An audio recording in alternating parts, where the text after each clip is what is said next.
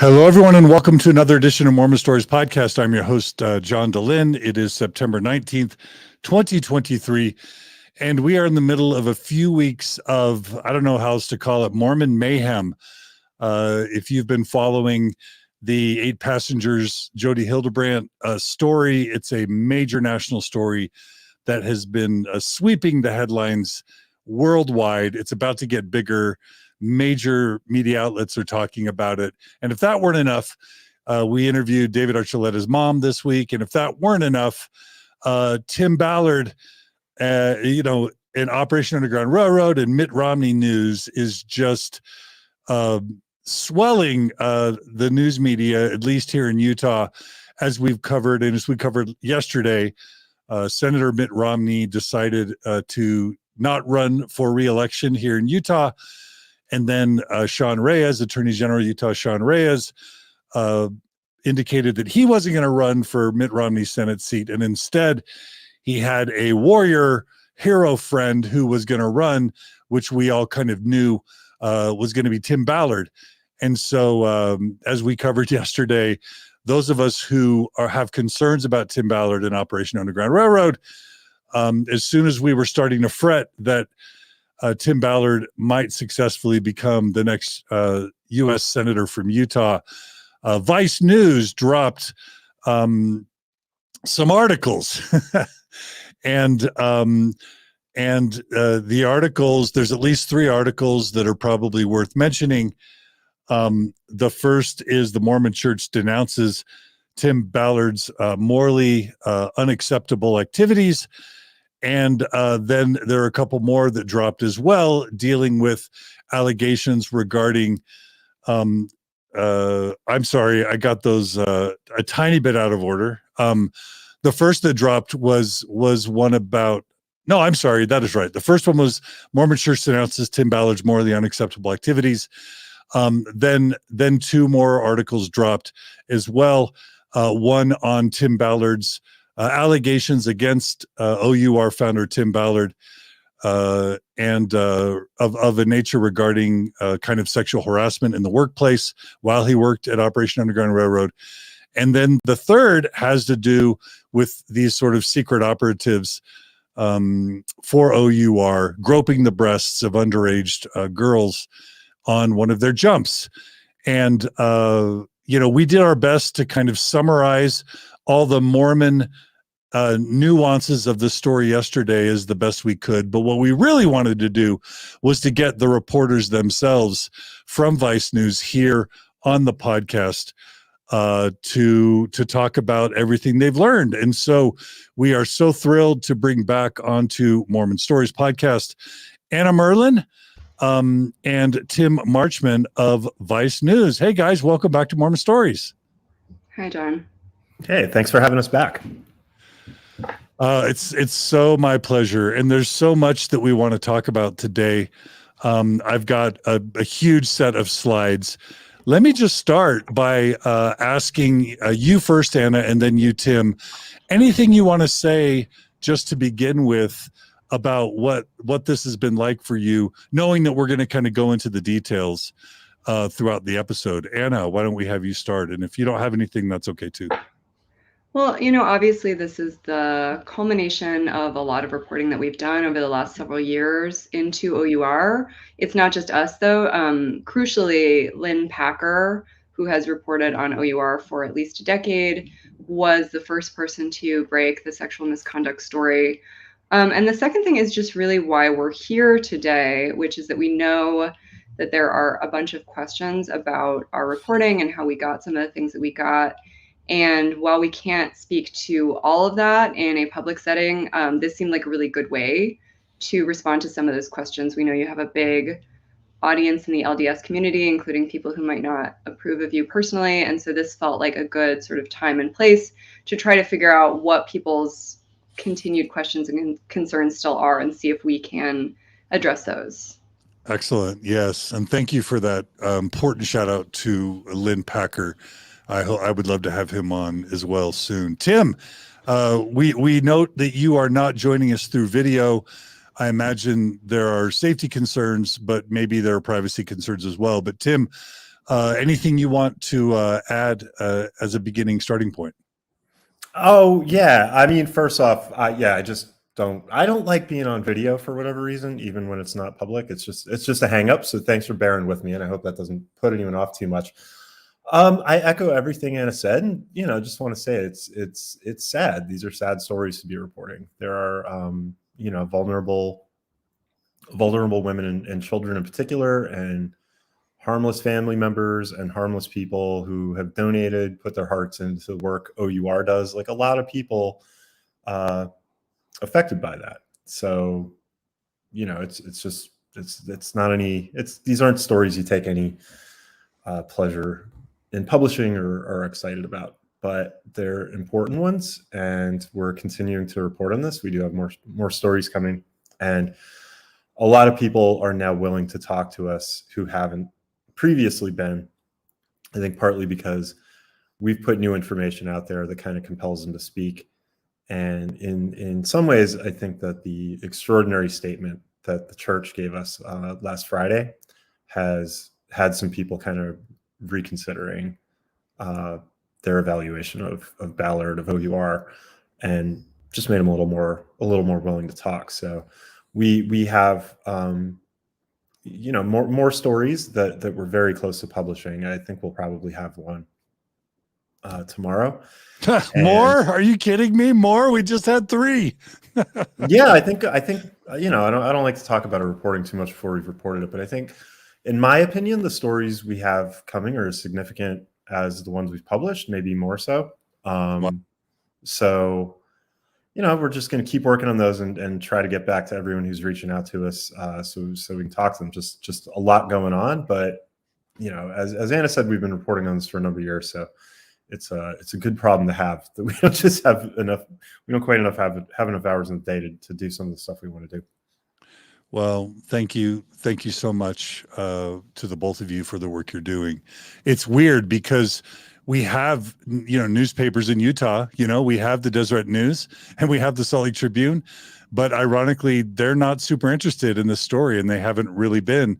They'll kind of occasionally report some of the things you guys report, but it's just weird that Mormon and Utah journalists don't seem to really be caring. Do you guys have any thoughts on that, or even reflections, or maybe you can't even comment on it? The last couple weeks, they have certainly been on it. And Robert Gerke at the Salt Lake Tribune specifically wrote a couple of really good columns about this. Yeah, I would say that both the Tribune and Deseret perhaps haven't covered it extensively for a number of years, but they're busy. They have a lot going on. But I would say that the last couple weeks, they have been very, very, very on the ball with this coverage, and so have other Utah news outlets. So I definitely don't want to cast aspersions on anybody there.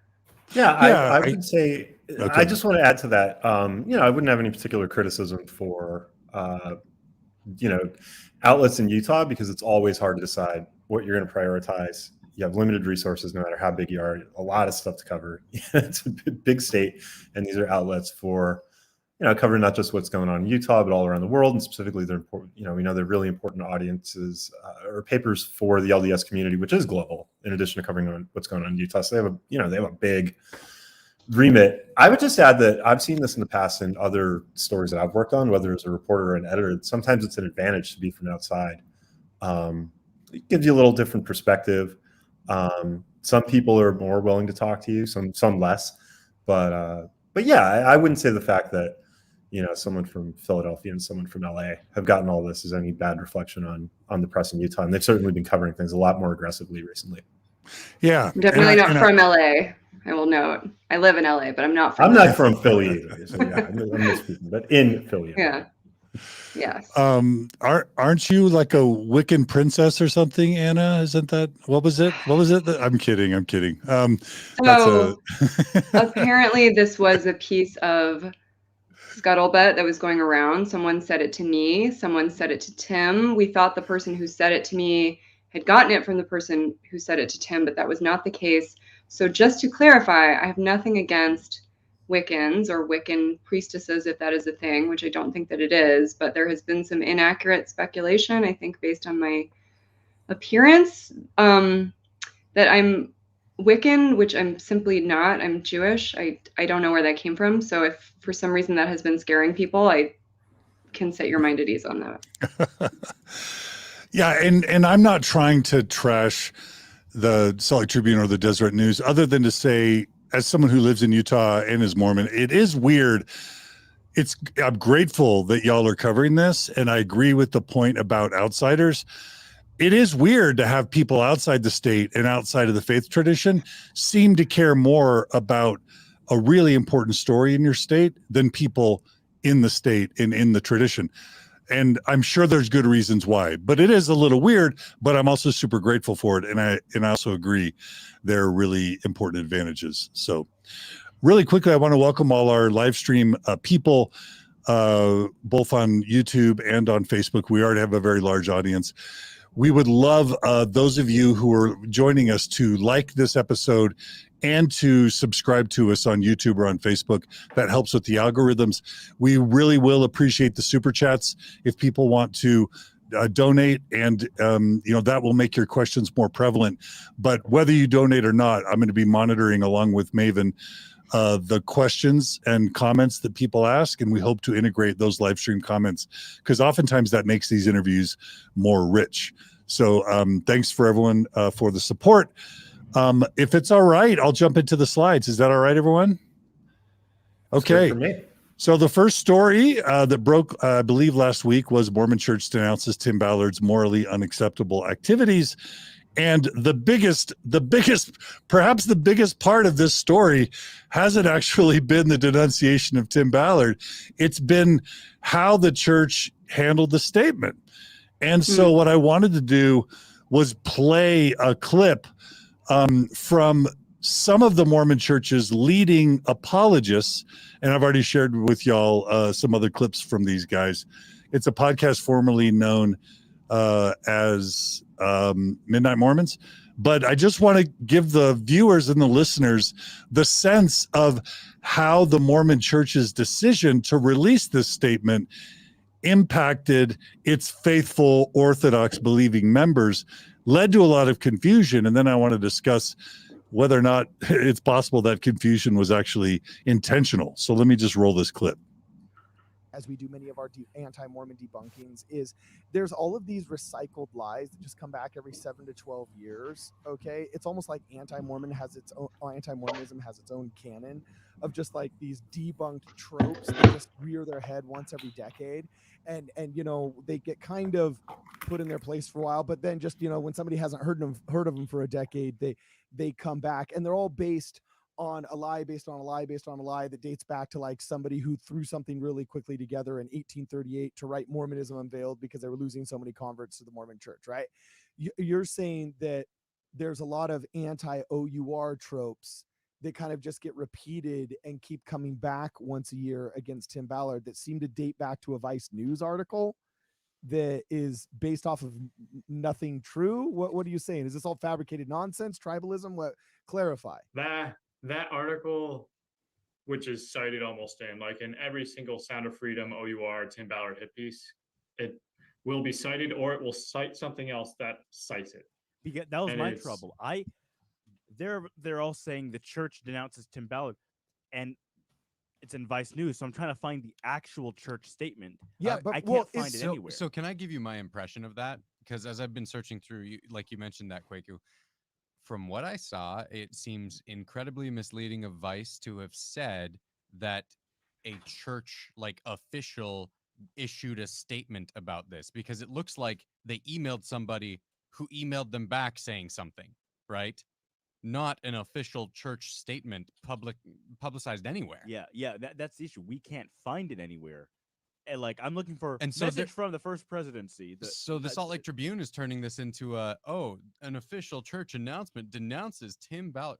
That's not even close to what's happening. So this is what the Deseret News article says. And I got to tell you, I'm pretty confused here, but it seems like they're quoting, this is a little bit poorly written because they're quoting a statement that was already made by the church. And here it is. It says, President Ballard. Okay, so Deseret News is quoting Vice News, just as Tommy Stevenson says. Read that whole paragraph. Yeah.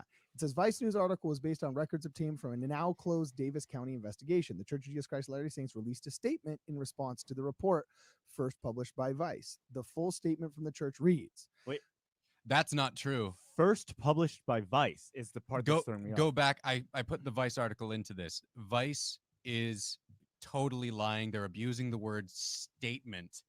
If you look at the Vice article that they're referencing, when I put it in the Discord. Okay, here it is.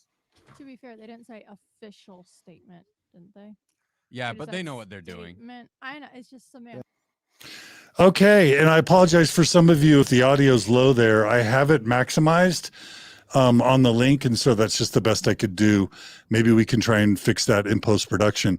But the question, I think the first, I think, there's some stuff that was really weird about this statement, and let me just share some stuff that I shared yesterday.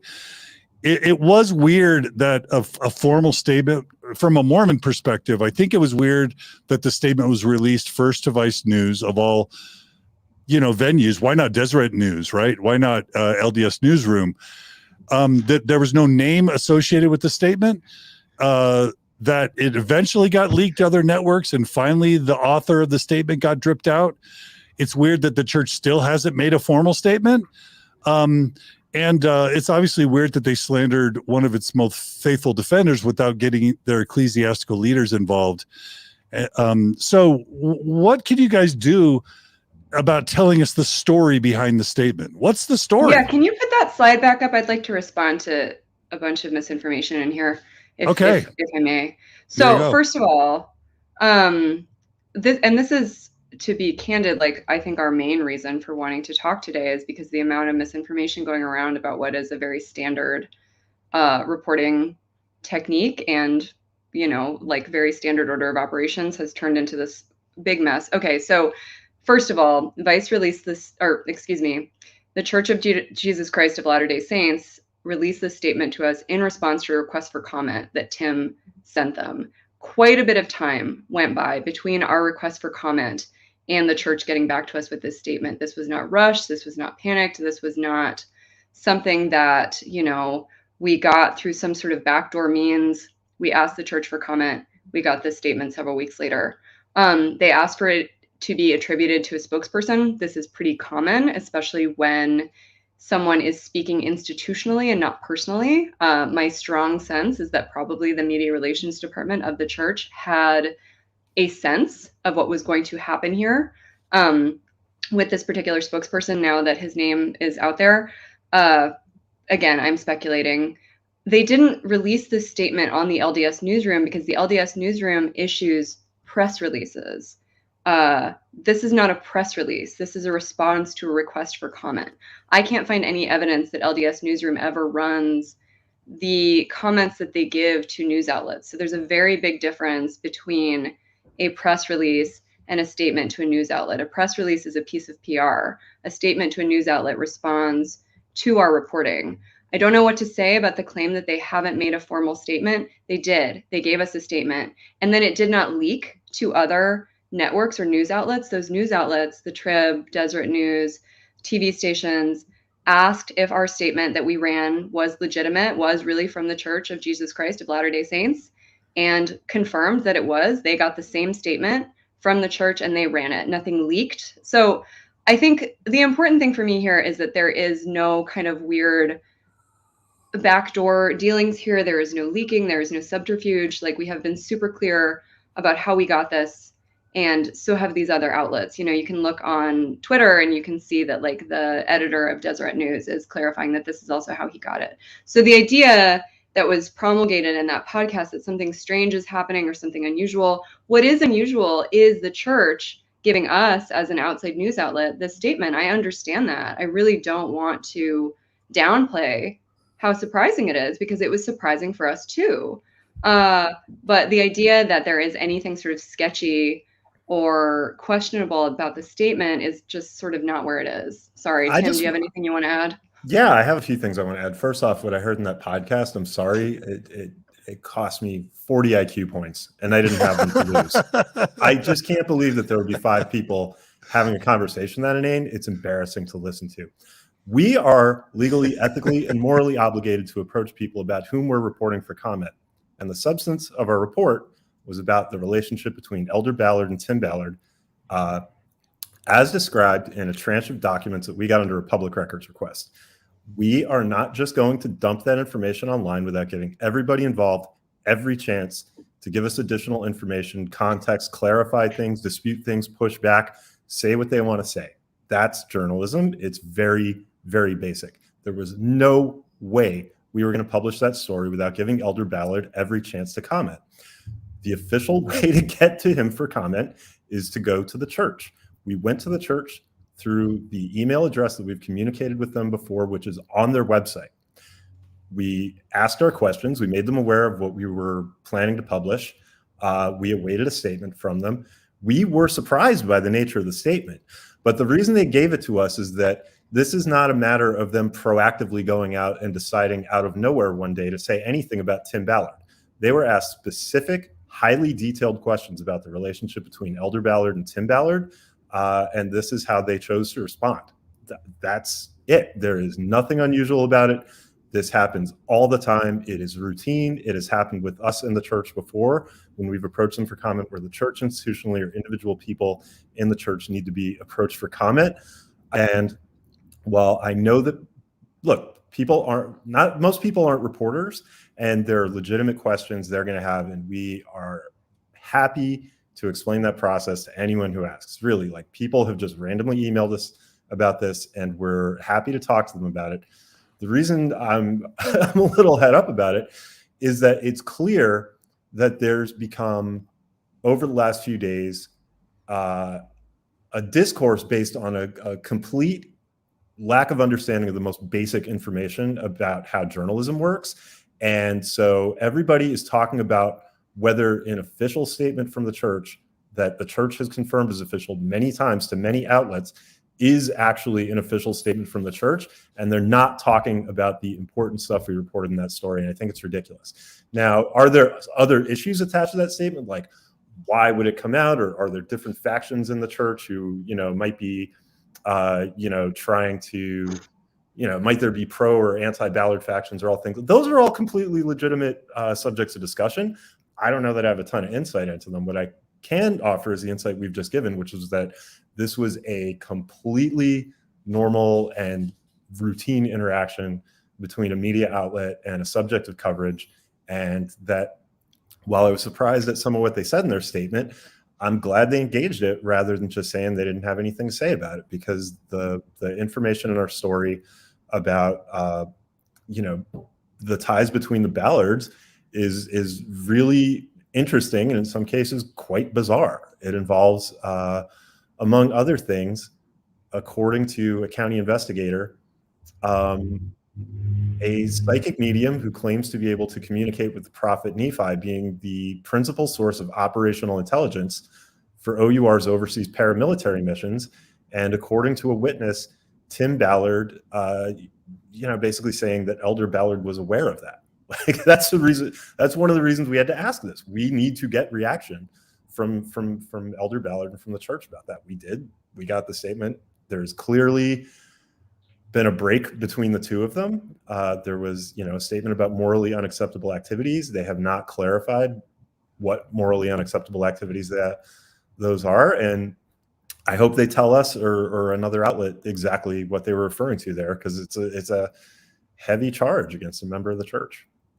Absolutely. You've sort of addressed this a little bit, but Paul asks, can you have them clarify how much detail they sent to the church in soliciting the comment? And I'm guessing there's going to be stuff you can't talk about, but I think that's a great question. Right. So I saw another question in the chat, because I am looking at it, asking like why we won't show folks like the exact email, the request for comment we sent to the church. So there's a couple of things there. One, that is work product, that is a like private communication, and it contains in some instances stuff that we haven't reported on yet or haven't reported on publicly, right? So we cannot possibly put that stuff into the public view without doing the kind of fact checking and asking for comment that we have been doing by asking the church, by asking Mr. Ballard and, the Spear Fund and his sort of personal representative for comment on these things, right?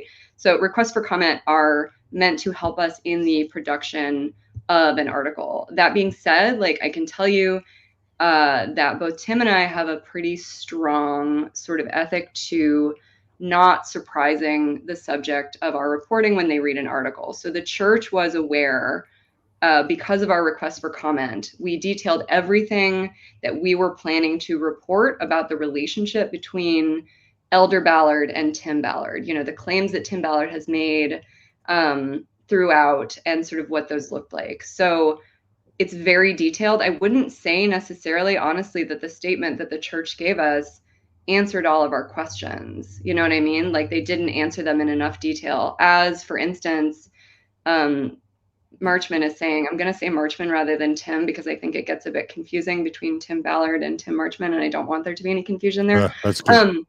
Right. So, as Marchman is saying, they didn't specify to us what they meant by, immoral behavior, immoral activity, whatever the specific phrasing was that they used. And I wish they had, right? Because that is also the subject of a bunch of speculation, what exactly they meant when they said, immoral. So yeah, I understand why people want as much detail as possible, but this is why we issued the full statement from the church as soon as we got it. The day after we got it, we put it up the instant we possibly could, because we understood that it was newsworthy, that it was meaningful to folks within and outside the community, and that it was of, strong public interest and public concern. So that's what I can share.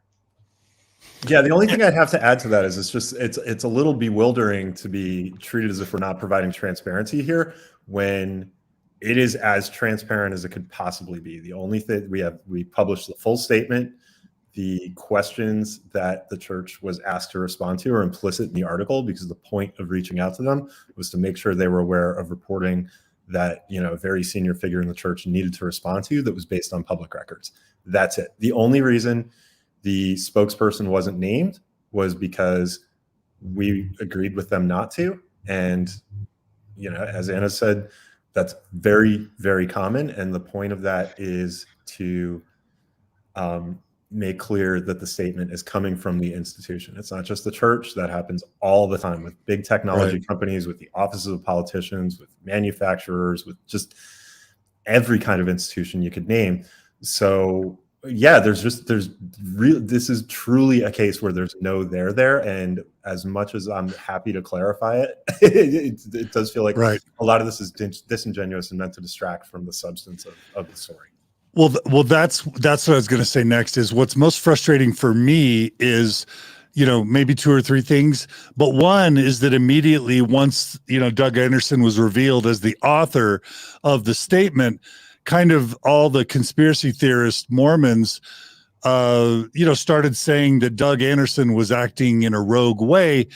It allowed them to redirect the attention away from the top leadership and say that it was Doug Anderson acting rogue, which, does lead to some theories that, maybe the church is going to throw Doug Anderson under the bus in some way. But what's even more frustrating for me is the fact that, number one, it created a bunch of ambiguity. Two, like you said, it took people's attention away from the substance of the story and caused them to question the validity of the statement. But then number three, it also appears as though it could have been done by design, because we all know that the Mormon Church is really trying to delicately balance its far right and its far left.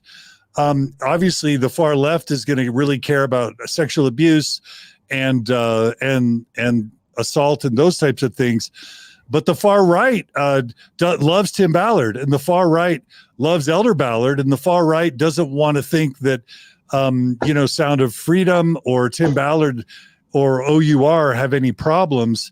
And they certainly don't want to think that one of their apostles is going to be publicly condemning one of their heroes. But by by the church not formalizing the statement, by them keeping it ambiguous, releasing it to you, and then allowing all this confusion to fester, it's almost playing into their hands. And so what I want to do really quickly is have y'all comment on this Deseret News article that appeared this morning.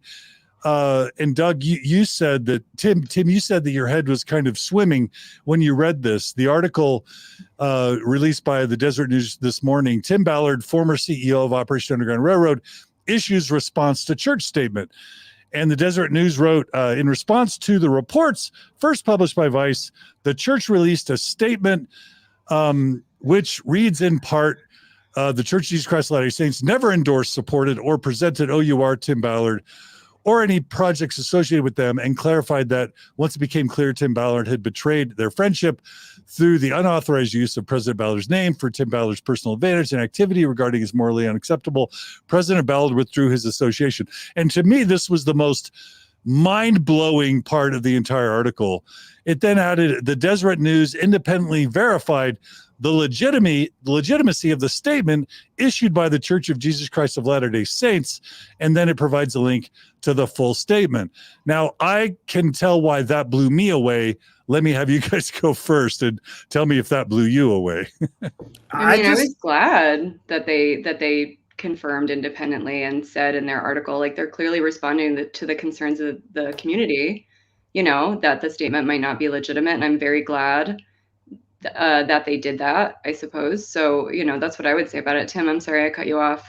No. I was just going to say exactly the same thing. I'm very glad they did. One of the things I always say is, you don't have to trust us. You don't have to believe us. Look at the documents we're citing. Look at the statements of the subjects of our reporting that we get from them when we, make them familiar with our reporting. Ask them yourselves. It's good for other outlets to independently verify information to address concerns they may be hearing from their audiences. I guess the thing that made my head explode was that it was necessary, because what they were basically doing was responding to Ballard's statement, in which he said he didn't believe that the statement was authentic, which it absolutely was. And by the time he had said that, it had been verified by many, many outlets. So it's just kind of an unfortunate situation that's not uncommon, where you have a public figure who, things are reported about him. He doesn't want to discuss that. And so he wants to discuss anything else. I think it speaks for itself that this is the thing Tim Ballard wants to discuss. And he doesn't want to discuss the records we obtained that show an associate of his trying to strong arm, a third party into investing in what he portrayed as a for-profit company that would control Ballard's various anti-slavery nonprofits, in which he claimed that Elder Ballard was a partner.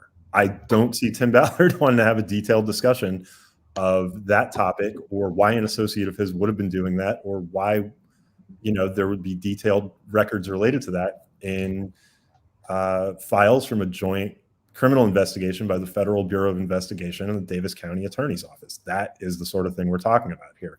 He can talk about the legitimacy of the statement, or, issue basically fan fiction about the church's PR office all he wants. And I encourage him if that's what he wants to do.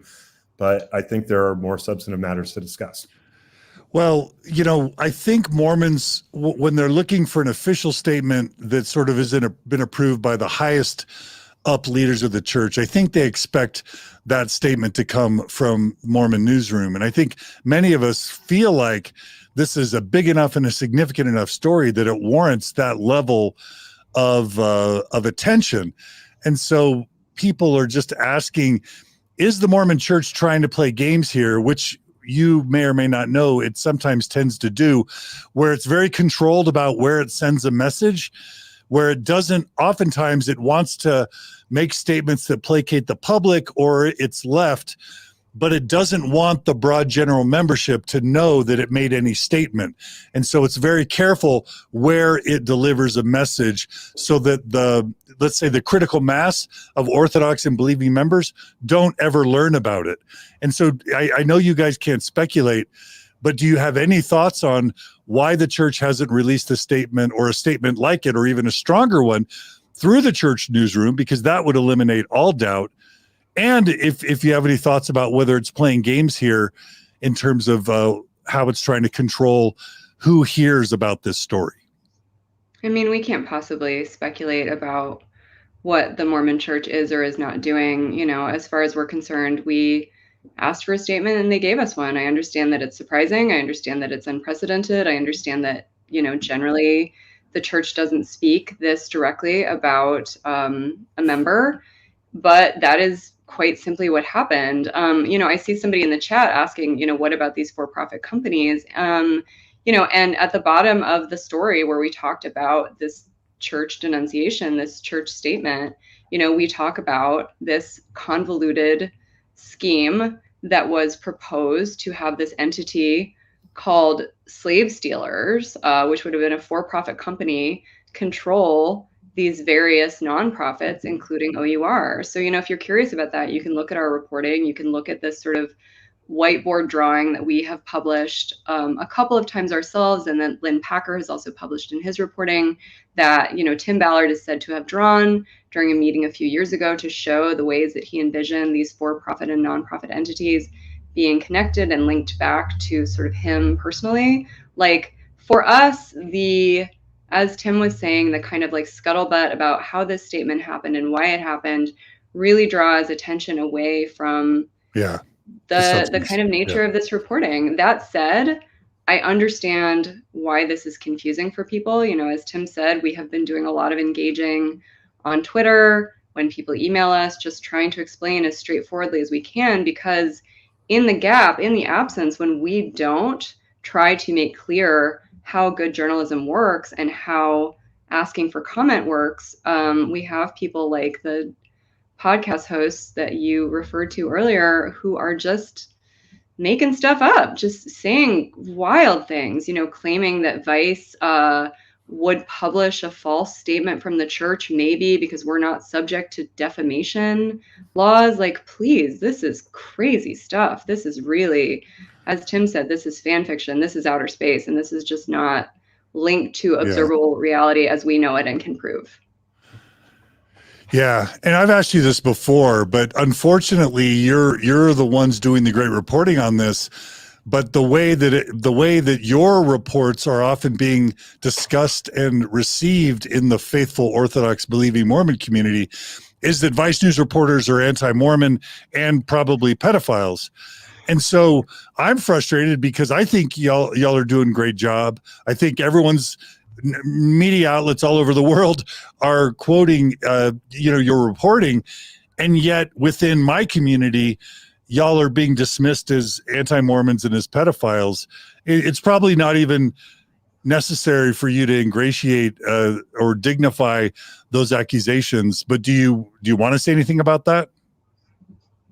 Because it is the predominant response by faithful believing Mormons. It's in some ways it feels almost beneath our dignity to even have to say, but neither of us are pedophiles. Neither of us harbor any animus towards Mormons or towards the church. And further, I'd add, Anna is Jewish, I'm Catholic. We are members of religions and religious traditions that are often stigmatized. I don't want to say that Catholics are hiding in the streets as people come to get us or anything like that, but are often portrayed as, agents of a foreign power or other strange things historically. And that kind of bias, predominates today. And so, it's just ridiculous. And we can say that it's not true. And further, that we're extremely aware in our reporting that we are, among other things, reporting on a faith that is not ours, and that we don't have, the kind of visceral familiarity with that we may have with our own. And so we try to be careful and respectful to talk to people who know a lot more about us, to make sure that we're contextualizing things accurately, and to own up when we get things wrong. That's fine. We welcome that pushback. We welcome when people say, we're phrasing things in a way they don't like, or we're missing this bit of context. And that happens a lot, in all kinds of reporting. You can't be an absolute expert on anything, but I really think that, our reporting speaks for itself. And, to the extent that anyone does need to hear that, we are not anti-Mormons. We are not pedophiles. We are not pro-pedophiles. Okay. We're just reporting the facts as accurately and with as much nuance as we're capable of. I mean, I want to don't let you know. respond. I'll just say Macrograms writes, thank you, Tim and Anna. We need reporting from anyone who will do it responsibly. Go ahead, Anna. Thank you. I mean, I don't know what Tim is talking about being members of stigmatized religions. Obviously, everyone loves the Jews. We're doing great. We've had a great run. Sorry, that is a joke. Yeah. But yeah, I think unfortunately this is something that has started to become more common. I write a lot about conspiracy theories and conspiratorial thinking, and this is unfortunately like an aspect of doing that. If you write about certain people who are not being truthful or not, sort of presenting the full truth to the public, you very predictably get accused of being a pedophile. This used to be an accusation that was like beyond the pale. This was something that would have been incredibly surprising to hear or be accused of, and now it is something that is very casually thrown at us on Twitter. And again, I want to kind of walk people back in terms of understanding like how serious this crime is and how serious it is to call someone that, to accuse someone of that. It is really like I want people to be discerning with their words. But that being said, like I understand that in some cases this is just folks lashing out. This is a confusing situation. This involves criticism of a person and a group that they, perhaps have really respected for a long time. And so I understand that that this is just hard for them, and that in some cases people are just going to jump to a kind of conspiratorial explanation for what's going on. And there's not a lot we can do about that. We can only hope that we can reach the folks who are in currently a frame of mind to be a little bit more discerning and to look at the facts as we actually have them. Well, speaking of people with a discerning frame of mind, let's jump to Tim Ballard's response to your articles. This is going to be super short, but I'm going to play what Tim has to say about your reporting. No. You heard that? Yes. It's not true. Nothing here is true. Leo. So there it is. Nothing in there is true, and Leo confirms it. Yeah. I wish what we had to report wasn't true. And that's something when we have uncomfortable or sensitive accusations to put to somebody, that we're always hoping is that there's some piece of context missing. I've certainly had that happen in my career. I know Anna has as well, where you think you have a story, you go to somebody for comment or response, and they say, you're misreading a document, or here's this other piece of information that contradicts that, or, oh, I know who told you that and it's true, but if you have this other piece of information, you'll see it doesn't look that bad. What happens is you end up changing the story or not publishing it. Like, I love when there's a contentious story or a story that would present unflattering information about somebody, if, they just come back and say, that's not true. Like, how can I work with you to show you that the information you have is wrong or needs more context? That's what we want. We want to publish accurate information. So this kind of blanket statement that nothing you hear is true, the unfortunate thing about that is that it is true. We have evidence showing it, and Mr. Ballard is made aware of the questions we have, as he will be with future stories, precisely because we actively want exactly the kind of information I'm talking about that would show us we're taking something out of context, that we're lacking a crucial bit of information, or, that our sources are wrong, that our sources have an agenda, anything like that would get us further to the truth, we'd be happy to take from him. He simply hasn't done so yet. We hope he participates in the process with future stories in a substantive way that'll, show us we're off if we have something unflattering to say about him. But we've been reporting on him for a number of years, and I think it's more likely that he'll take a blanket approach of nothing you hear is true, no matter how much evidence there is to the contrary that we present. And I'm sure he has some supporters who they'll just take his word on that and not pay too close attention to the evidence we're presenting. And there's not too much you can do about that. We can't make him engage in the process. He has a right to not do so, and then to give a speech in Boston saying mean things about us. I mean, it's fine. Yeah, I mean, I've been trying to think about a hashtag like Mormon Trump or something. There's this there's this idea, and people hate. I don't like to get political. I don't like to bring politics into this stuff, but there's this dynamic where when someone's accused of something, they say it's all false. I'm great, and I don't care what the evidence is. Whether it's a really good example of that is the election denying that's going on, and it almost, to me, it just almost feels like Tim Ballard is bringing that approach here to Utah, and it's a little bit disturbing. We're definitely going to get to the M. Russell Ballard business connections with Tim. Before we get there, I wanted to quickly just talk about the investigation. There was a local news reporting that came out last night from ABC4 News that was entitled "Nothing Will Change My Core Beliefs. Tim Ballard issues statement calling LDS denunciation alleged." And I just want to play that clip really quick and have y'all respond to it. And now we begin tonight with an update on the Tim Ballard story regarding his affiliation with the Church of Jesus Christ of Latter-day Saints and his former employer, Operation Underground Railroad. ABC has received a new statement tonight from Ballard. Now, we verified that it indeed came from Ballard by his email address. ABC4's Sarah Ryder joins us live in studio to break down his new response. Tim Ballard, the former CEO of nonprofit anti-sex trafficking organization Operation Underground Railroad, issuing a response to recent allegations regarding the Church of Jesus Christ of Latter-day Saints, calling his activities morally unacceptable. Last week, the Church of Jesus Christ of Latter-day Saints released a statement denying their association with the former CEO of Operation Underground Railroad, Tim Ballard. This comes after Ballard's claims that he and church leader M. Russell Ballard were close friends and counseled with each other regarding operations of Underground Railroad missions. The church denied Ballard's claims in this statement issued Friday, saying they never endorsed, supported, or represented Tim Ballard or any project associated with him.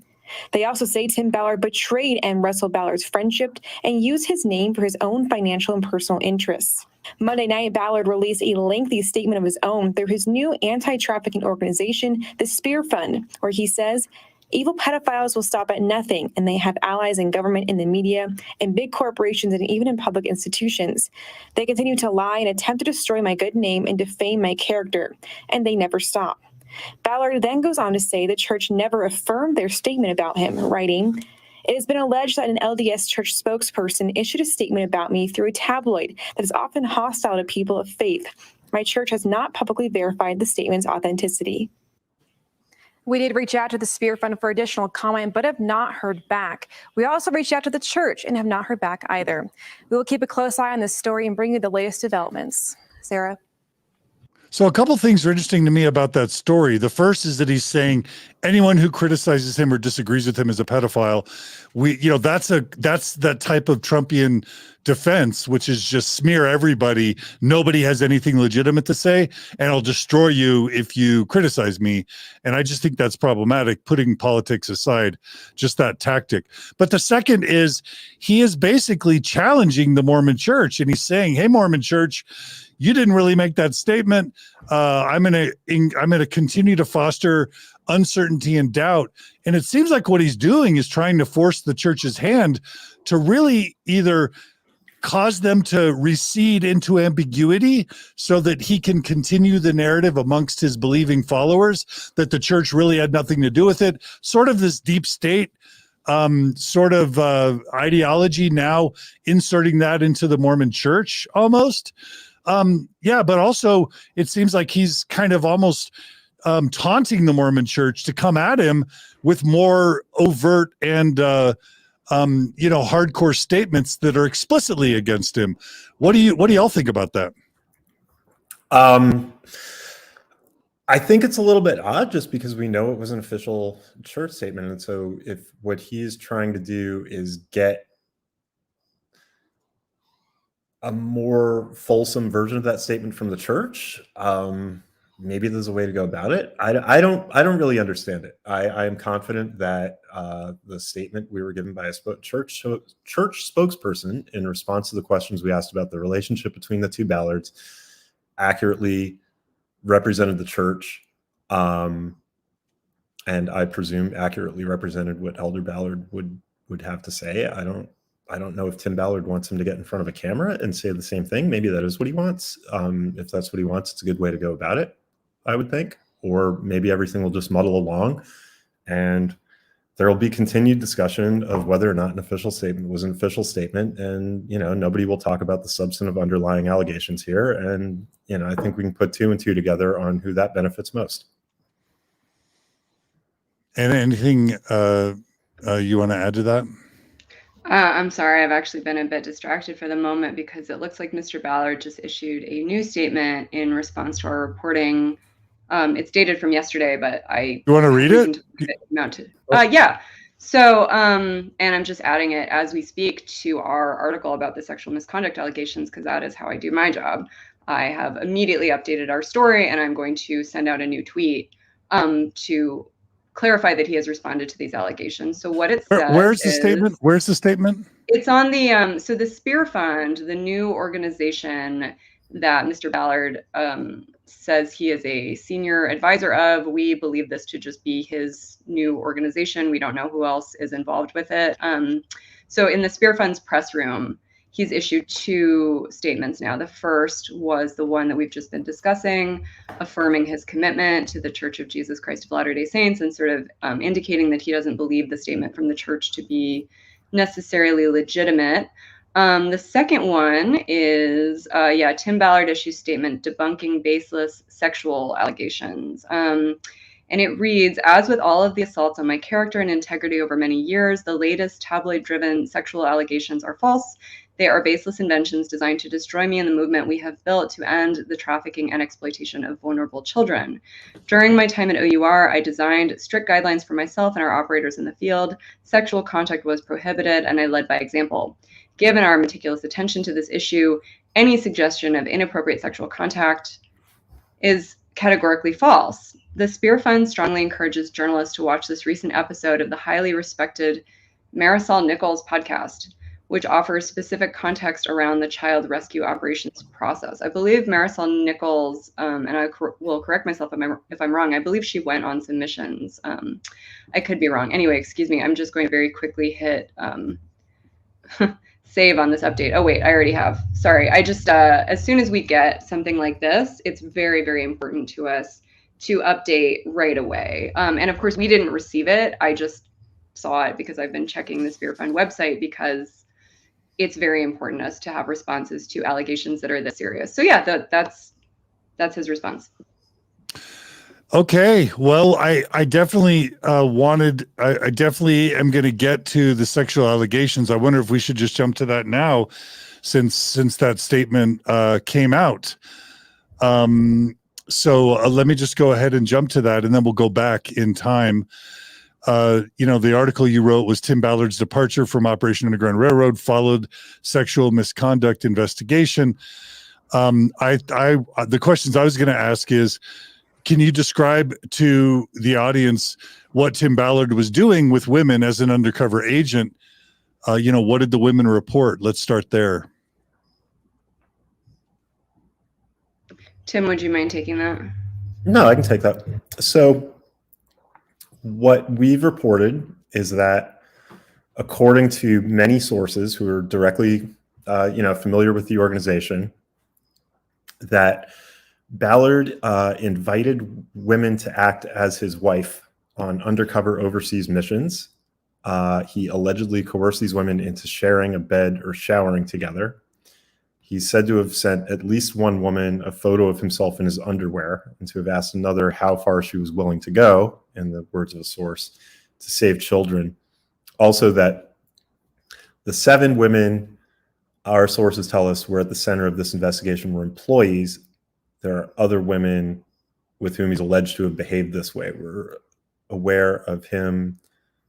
We're aware of a source close to O.U.R. with detailed knowledge of him using these same methods to make advances to one volunteer, and he's spoken to another volunteer who said that his conduct was consistent with his conduct towards her was consistent with the alleged methods used with other women. So the reason I'm basically reading from our article there and being picky is I want to be very careful what we're describing. We're not alleging, we're actually not alleging inappropriate sexual contact, which is what his statement denies. We're saying that he made, according to our sources, advances to women, saying that they, women needed to shower or sleep in the same bed with him as part of a way to fool traffickers, who would otherwise perhaps not believe that these women were his wife. So one thing that we mentioned briefly in the article, and I really want to stress right here, is that we've spoken to many law enforcement officials who work in anti-trafficking, federal, international, NGO, local. Well, I shouldn't say NGO because then by definition they're not attached to government. But people are doing this work under the cover of law, and universally to a person. And we were talking about people who do similar work to that Ballard says he does in a private capacity for the government, going into South American countries, going undercover, meeting child sex traffickers, gathering evidence against them. They insist this is simply and strictly not necessary. They think it's absurd, really, to claim that this sort of thing would be. So we first became aware of this a number of months ago, these allegations, and the allegations that he had left departing an investigation. And one of the key bits of evidence there was an anonymous letter written by whistleblowers that's been circulating in the Utah philanthropic community for months that says, and give me 1 second here because I want to directly quote from it. Several weeks ago, an O.U.R. employee who accompanied Tim on an undercover operation filed a sexual harassment complaint against him with O.U.R.'s HR department. This resulted in an extensive internal investigation into Tim and his individual operational tactics, and led to more women speaking up as part of the investigation process. It was ultimately revealed, this is again according to this letter, through disturbingly specific and parallel accounts that Tim has been deceitfully and extensively grooming and manipulating multiple women for the past few years with the ultimate intent of coercing them to participate in sexual acts with him under the premise of going where it takes and doing whatever it takes to save a child. So our reporting has been focused on independently corroborating that, and we published yesterday because we were confident that we have many, many, many sources with knowledge of the situation, who know these women, who are or have been at O.U.R., who corroborated this, but were not willing to use their name because they fear retaliation. They fear retaliation from Mr. Ballard, from members of the public, fans of his. They are concerned about their privacy, is what we're repeatedly told. But we have many sources who, were able to corroborate the information in that letter. And so what we did was we approached Ballard and O.U.R.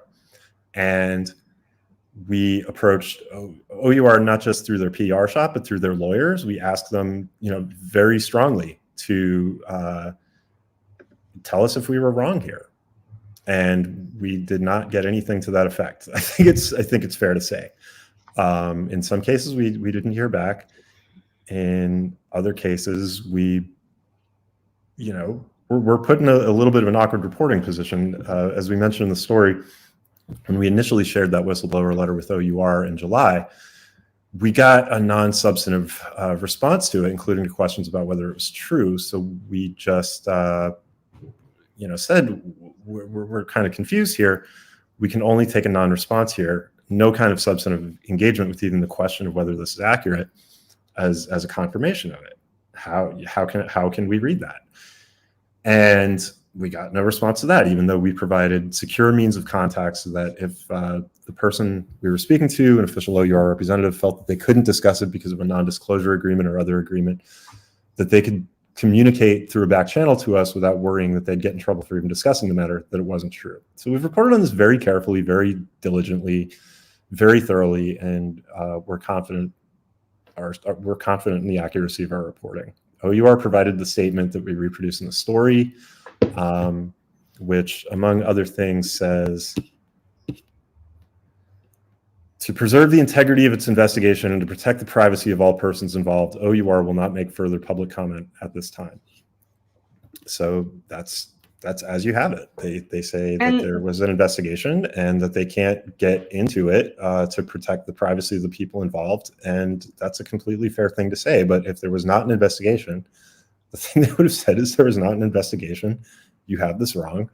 And, let's talk about this because we don't want you to publish inaccurate information about us. They didn't do that. It's, we understand and respect, Mr. Ballard has now issued a statement and has appended it to our story. If he has more comment, our line is open. We want to discuss this, but there's a lot of evidence here.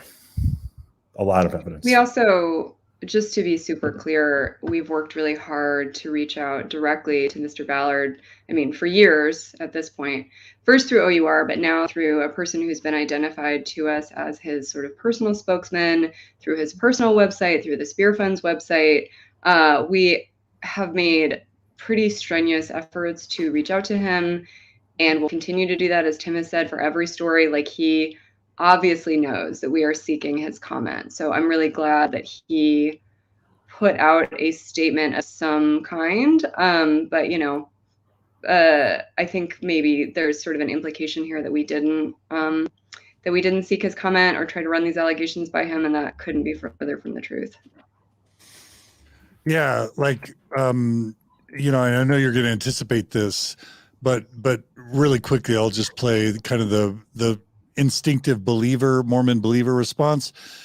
William Stout writes, "There's no doubt this is an effort to smear a good man. Super easy to throw him under the bus." On the one hand, I know that fake accusations are rare, generally speaking, but fake allegations do exist. So what can you guys say about that, knowing that it's sensitive to not believe victims or people who claim to be victims?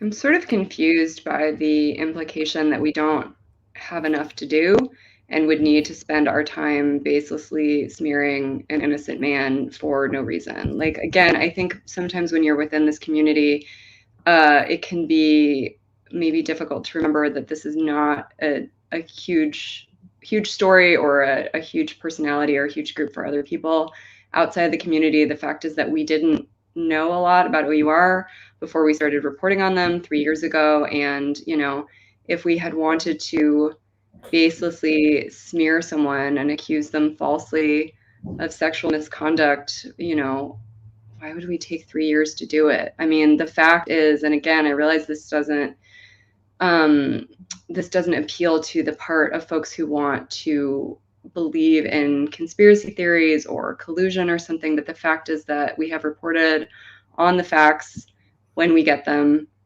as carefully and responsibly as we can. And as Tim said, we did not initially report on the sexual misconduct allegations in this anonymous letter until we were comfortable corroborating them. So the idea that we have just baselessly jumped to smear someone is untrue. And the reason why we have devoted so much reporting to O.U.R and to Mr. Ballard is they are a cornerstone of the faith-based anti-trafficking world. This is an organization that brings in an enormous amount of money, that has links not just to the sort of LDS power structure, but to the political power structure in Utah. Mr. Ballard served on a task force under President Trump. He has gone to the White House to introduce a trafficking survivor to Ivanka Trump. This is somebody who has had a large and measurable impact on the anti-trafficking world.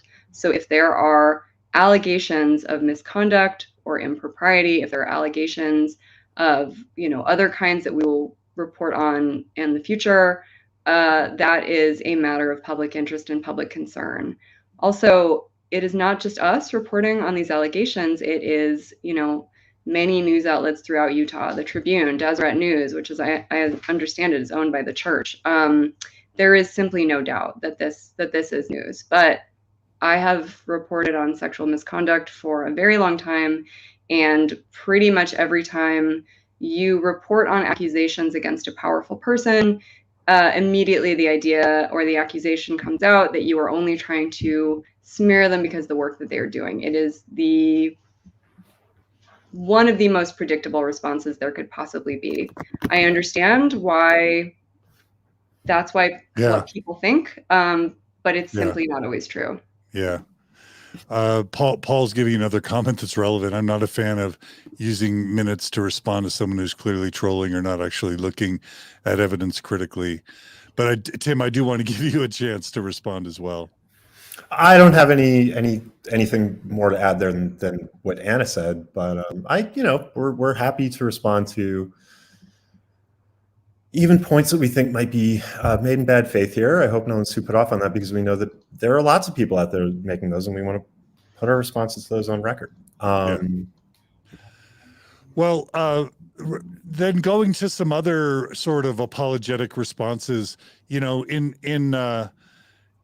Tim Ballard's statement that you just read, he says the Spear Fund strongly encourages journalists to watch this recent episode of the highly respected Marisol Nichols podcast, which offers specific context around the child rescue operation process. You guys have referred to this, but this is kind of the next defense, is that they're doing hard work. They're saving children. And, Tim really needed to bring lots of hot wives along, to be able to fool those bad guys.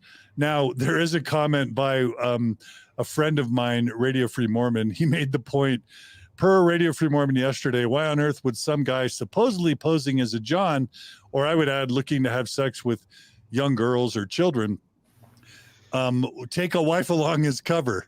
That's absurd. That's a good point. That's a really interesting great question. Point. I'm sorry. I don't even want to vaguely smile or laugh, because this is so serious, and the allegations involved here are so serious. But at the same time, what? Huh? Like, this is a very strange set of claims to make. But yes, I think, and actually listening to that podcast that you sent us earlier was very helpful, because it was a very interesting look at what I expect might be the next sort of series of responses here, which is that, this was necessary, or some conduct along these lines was necessary to rescue children. And while folks are welcome to, look at those statements and evaluate them however they see fit, and, use your own kind of discernment,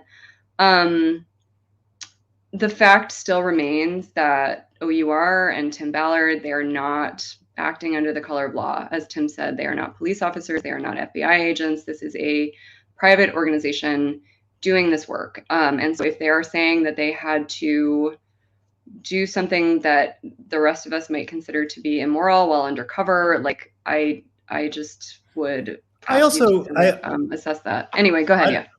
I don't want to get too much into opinion territory, but I will say I find it pretty insulting to the women who have made these allegations, according to our understanding, to say that they couldn't understand the distinction between coercion and being asked to do something that might be uncomfortable.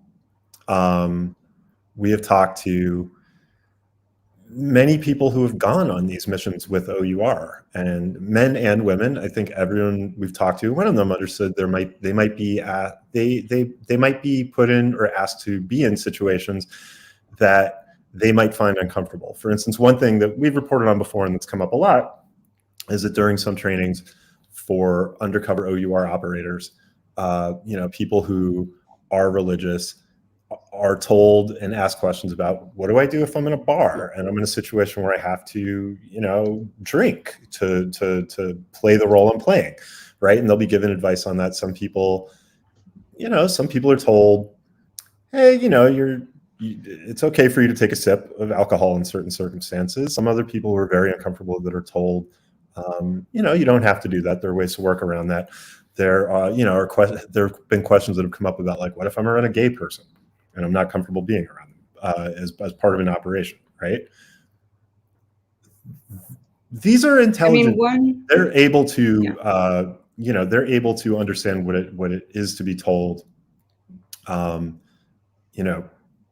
You might have to do something that you're not comfortable with if we want this to be successful. That's your choice to make it. This is what you would have to do. If you don't want to do it, it's fine.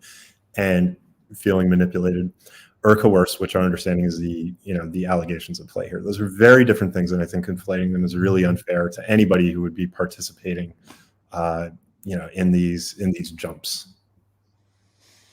in addition to everything we've already said, I'm just wondering why in the world Tim Ballard would need to get in a shower with a woman. Is he thinking that like the bad guys have cameras in his private suite and that they need to really sell that they're married because they're being watched even in the bathroom and even in the bed? Why are they in bed together? They could clearly sleep in separate beds. So, I mean, that part of the story doesn't make sense to me unless I'm misunderstanding the reporting. We are trying very hard to get more detail on why this would have been necessary, what the rationale would have been if these acts took place as they have been described in these allegations. These are the kinds of things that we are looking into, and these are the kinds of reasons why we put very detailed comments to Mr. Ballard and his representatives a long time ago.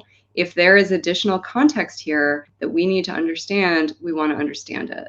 But, as Tim is pointing out, the idea that women who would be going on these missions would not understand what was going on or would misconstrue something that was done, in the line of duty, not that applies here because these are not, again, like law enforcement agents.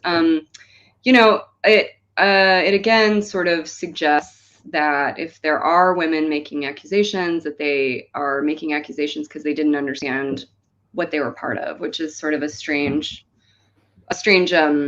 logical line to try to draw. But, we're very interested to hear any additional context that there could possibly be to explain this situation. So that's what we've been trying to do, and that's what we'll continue to do.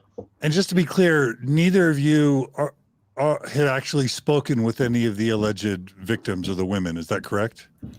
No, we have not. And so our strong desire was to try to hold this reporting until we had talked to these women, as many of them as possible, and really, really understand what happened here. And we began to understand that might be more difficult than we imagined, and that there are significant fears of being mocked, disbelieved, blamed, excoriated in public if they come forward. So it is still our hope that we will be able to talk to these women, and I believe that it will be possible. But for now, we have spoken to people close to the situation who've been able to tell us a great deal about it. And, we're hoping to add as much into this as the public conversation as we can and as is appropriate as soon as we can do it. Is there any indication that Tim Ballard has methods that would make these women feel particularly afraid to speak up? So there's the Mormon cultural tendency to not believe victims, to not believe women, to dismiss those types of things as false allegations if they love the person who's being accused.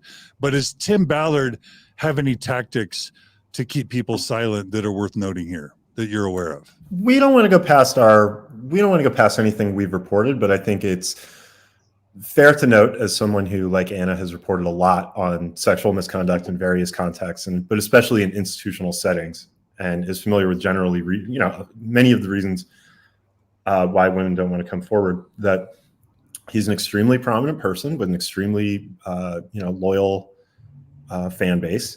He's someone who's close to the Utah Attorney General and other power brokers in the state. He's someone who, as we've reported, has, according to records from criminal investigations, very much traded on his closeness to a powerful figure in the church. And he's somebody who is associated with a movie that's made a great deal of money and really sparked a lot of conversation over this year. So you put those all together, and I think that itself explains why women would be hesitant to speak out, especially when you add that, as we reported, our understanding is that there were agreements made between O.U.R. and Ballard as to the discussion of the circumstance of his exit that may also be in play. Okay. Well, which would be a normal thing in the exit of any prominent person from a powerful organization that they had founded. You would expect that there would be agreements governing what the parties could say about each other. Got it. I had someone ask me whether there's going to be a criminal investigation involving these alleged victims, and I'm guessing you guys just wouldn't know the answer to that question. I mean, what we have, the documents that we are drawing from are from the now closed criminal investigation between, Davis County, the FBI, possibly other agencies. And, as we said, that investigation is closed. We have no idea, because it's not reflected in the documents that we got, about whether or not any alleged sexual misconduct by anybody in the organization, whether Mr. Ballard or otherwise, was part of the scope of the investigation or not. So I really don't know. And I think there are rumors flying all over Utah right now about what may or may not be taking place on the law enforcement front. And I would just say, if anybody tells you that they know for sure what's happening, they just don't. That's just not how it works. So, to our knowledge, we have no indication that there's any kind of criminal investigation going on here. One interesting wrinkle to the story that I think you guys may not want to comment on, but I'll give you the shot. I'm hearing it reported through multiple sources very close to this story that Tim Ballard invoked M. Russell Ballard's name as approving these sort of sexual techniques or justifications to Tim's alleged victims. In other words, Tim Ballard would tell these women that Elder M. Russell Ballard was his homie, that they were buds, that M. Russell Ballard cares about children too, and that in some way M. Russell Ballard has approved these methods of Tim Ballard sleeping with, fondling, groping, and or showering with these women, and that they should feel like there's an apostolic approval from M. Russell Ballard for these activities. And so when you have this reporting that M. Russell Ballard is super upset that his name was invoked, everybody's like, what's the immoral behavior? And what pissed M. Russell Ballard off so much that he did something so outrageous as to publicly condemn someone that was effectively his grandson publicly without the bishop or the stake president being involved, so reactionary. The allegation is it's because Tim Ballard is on record as saying it was M. Russell Ballard who approved these techniques. So I wanted to at least state that, because I have insider sources very high up in the Utah political networks that are all reporting this to me. And so I think it's at least worth mentioning as a possible explanation for the church attacking Tim Ballard and M. Russell Ballard withdrawing what was a very close relationship. Ann and Tim, do you want to not comment on that? I mean, I want to be clear that this is a rumor. This is not something that we have done reporting on. This is not something that we can respond to either way. Tim, do you want to say anything else about that? No, I just want to say that what we've reported is what we're comfortable reporting. And so anything that goes beyond the bounds of what we have printed on vice.com when it comes to factual claims is just not something we can really say anything about either way. But I will say that we have repeatedly asked the church to specify what the morally unacceptable activity that was mentioned in the statement was. And one reason we've done that is specifically because I think making a statement like that is something that is likely to encourage a lot of speculation. And so we have made this case, and I think it would be good for them to, insofar as they can, specify what the morally unacceptable activity is. But I also understand that there are many, many, many reasons why they may not be able to do so or may not want to do so. And they're aware that we, and I'm sure many other media outlets would like them to do so. And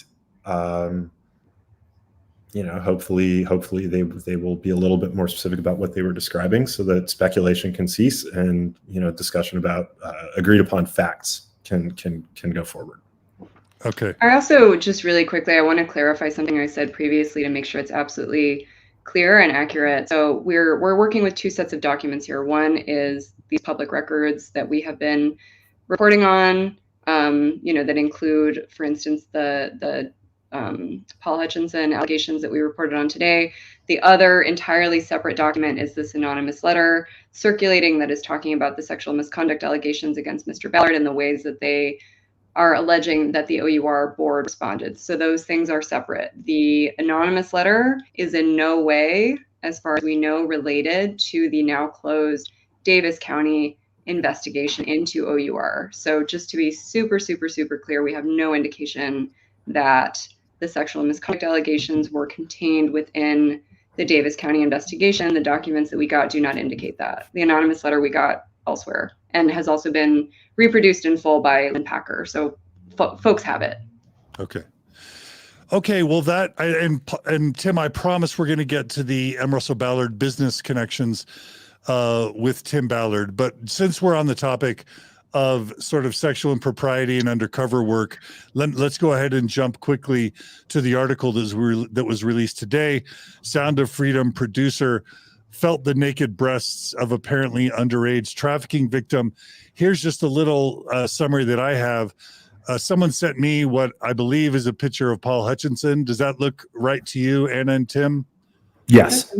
Okay, so there's a picture of Paul Hutchinson with, I don't know if those are daughters or a wife and a daughter or two, I don't know who, two wives. I believe the seated woman is his wife. I don't know who the standing woman is. Okay, all right. So that's Paul Hutchinson from his website.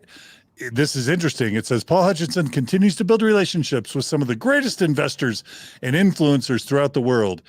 It goes on to say he has donated time and money to countless charity organizations with a particular focus on helping eradicate child trafficking. He counts men like Tony Robbins, Glenn Beck, the Trump family, Coach Mike Tomlin, Sean Reyes, and Tim Ballard among his close network of friends. His passion for making a difference is an inspiration to all who know him. The main allegation I've just got, I'll read directly from your article, and you guys can add whatever it is you want to add to it. But basically, let me just start. Do you guys want to describe what Paul Hutchinson, was doing according to your reporting? Yeah, I'll take that one. So first off, I want to make clear that I don't even know if allegation would be the right way to describe this. Hutchinson has, confirmed that it happened, and the documents we based our reporting off of are a detailed description, including lengthy verbatim transcripts of audio, as well as descriptions of what is seen on video by a Davis County investigator. So basically, a Davis County investigator obtained footage of the filming of an O.U.R. mission in 2016 that, according to a note in the investigative file, O.U.R. believed to have been destroyed, and wrote descriptions of it as part of the criminal inquiry. So we have those detailed descriptions.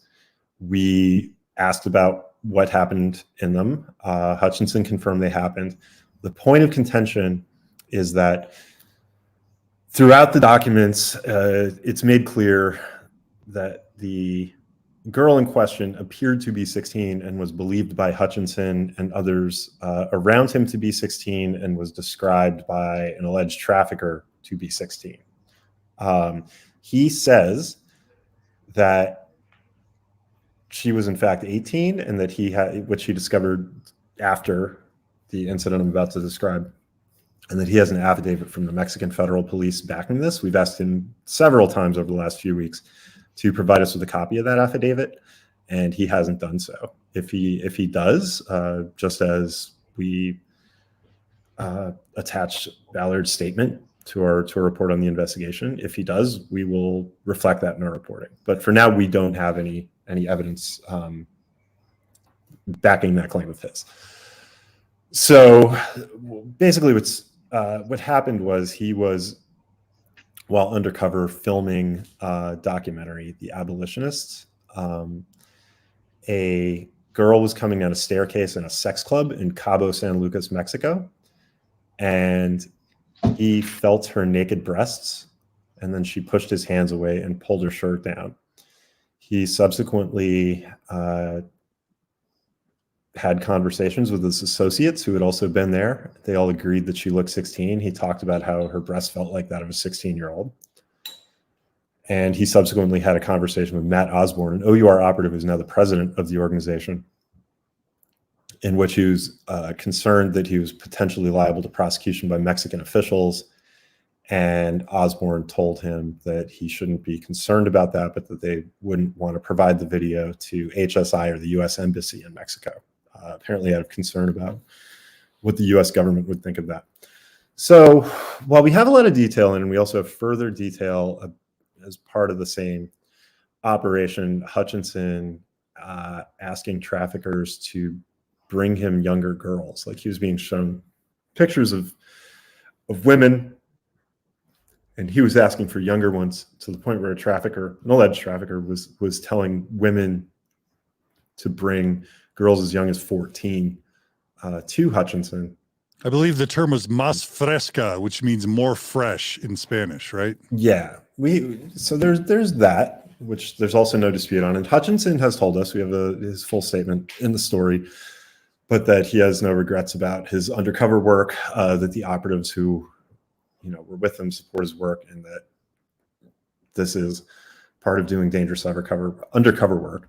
The quote is zero reservations. He has zero reservations about his undercover work. Yeah, with zero, not a single reservation. Yeah, with the caveat that he says he has a document from Mexican police showing she was 18. What happened here isn't in dispute. And one thing I find interesting here is just that in the statement Ballard just put out, he talked about policies on sexual contact and so on. The incident we're describing happened in 2016, and Hutchinson remained a key associate of Ballard's operative fundraiser with O.U.R. through about 2019. That's when his break with Ballard happened, which he has told us was due to the same issues we've highlighted in our work. So there you have it. It's a long story, but it's a pretty straightforward story, and there's not substantive dispute about what happened. Yeah, I have some text from the article here. It's graphic. I want to kind of give everyone a warning. This is sickening and graphic language. Do you think it'd be unproductive for me just to read a little bit from the article, or would you rather just leave it as what we've discussed? Well, it's up to you. Whatever you think is helpful. I mean, it's the allegation is that he touched someone's breasts, someone's bare breasts. That's the shortest way to put it. There's not really a nicer way to say it. Yeah. Okay. So the two parts that I thought I'd read, just to give people the clear sense of the reporting you did. A female, which, like the others in the story, gets to the bottom of the stairs, and there's an adult male standing to her left side. The male is wearing a light colored shirt with long sleeves and a necktie. The male uses both of his hands to lift the female shirt up to her shoulders, exposing her naked breasts. While he continues to hold the female shirt up with both hands, another adult male approaches from directly in front of the female. This male, identified as Paul Hutchinson, is wearing a light colored shirt and short sleeves. Paul approaches the female and lifts both of his hands and places them on each of the female's naked breasts. The female uses her hand to push down Paul's hands and pulls her shirt up. There's another female standing above them, higher on the stairway. Paul leans in and kisses the first female on the side of the cheek, read the investigator's notes. So that is super disturbing, and it's just kind of giving more explicit sense. And of course, I'm thinking, how in the world is this important undercover work? How in the world is this essential to whatever goals that they have, especially when we understand the context that they're generating demand, that in many of these jumps, they're going to find people that they think will bring them women or children. That it's not like they're doing stings on existing pedophile rings. They're paying people to go bring women and children to them. So in that case, why would Paul Hutchinson need to grope this 16-year-old, likely 16-year-old. I don't understand that.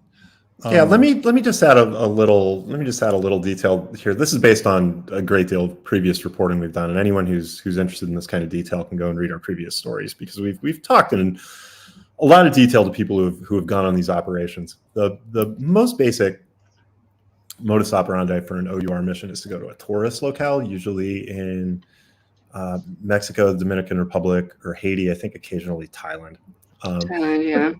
But to go to basically the red light districts of towns that, and very, very nice places that incur a lot of American tourism, and to go to bars or just down the street and kind of ask for young girls, ask for kids. Cabo San Lucas is, it's a very well-known resort town. I've never been there, but you can find photos of it online. Very beautiful, attracts a lot of American tourists. So it's kind of the equivalent of going to, I don't want to say what it's equivalent to. It's going to the red light district, and just asking for young girls. So I think that's one bit of context here, is that this isn't something like depicted in the movie Sound of Freedom, where a lone heroic figure is penetrating into the jungle and going to a camp held by a drug cartel to free children with its bare hands. It's more like a little bit more like going to a strip club on the Jersey Shore and asking if anyone knows where you can get some underage girls.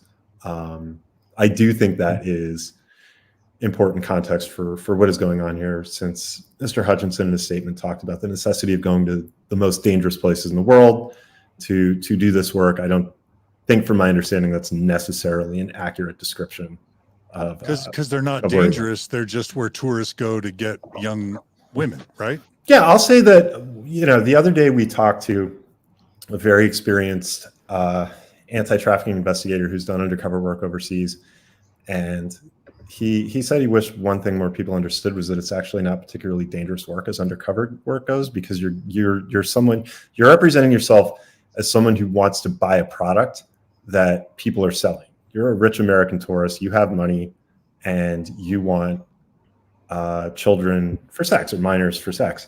And if you've done your job right, you've convincingly represented yourself as someone who just wants to give them money in exchange for something they're selling. And he said it's something he wishes more people understood, is that it's fairly routine, actually, as these sort of things go. So I do think that's necessary, just to understand the behavior described in the investigators' accounts of what is on the videos. Well, it's been reported to me that I'll just show the reporting. Michael Jolly noted that Paul Hutchinson was the finance chair of the Sean Reyes campaign.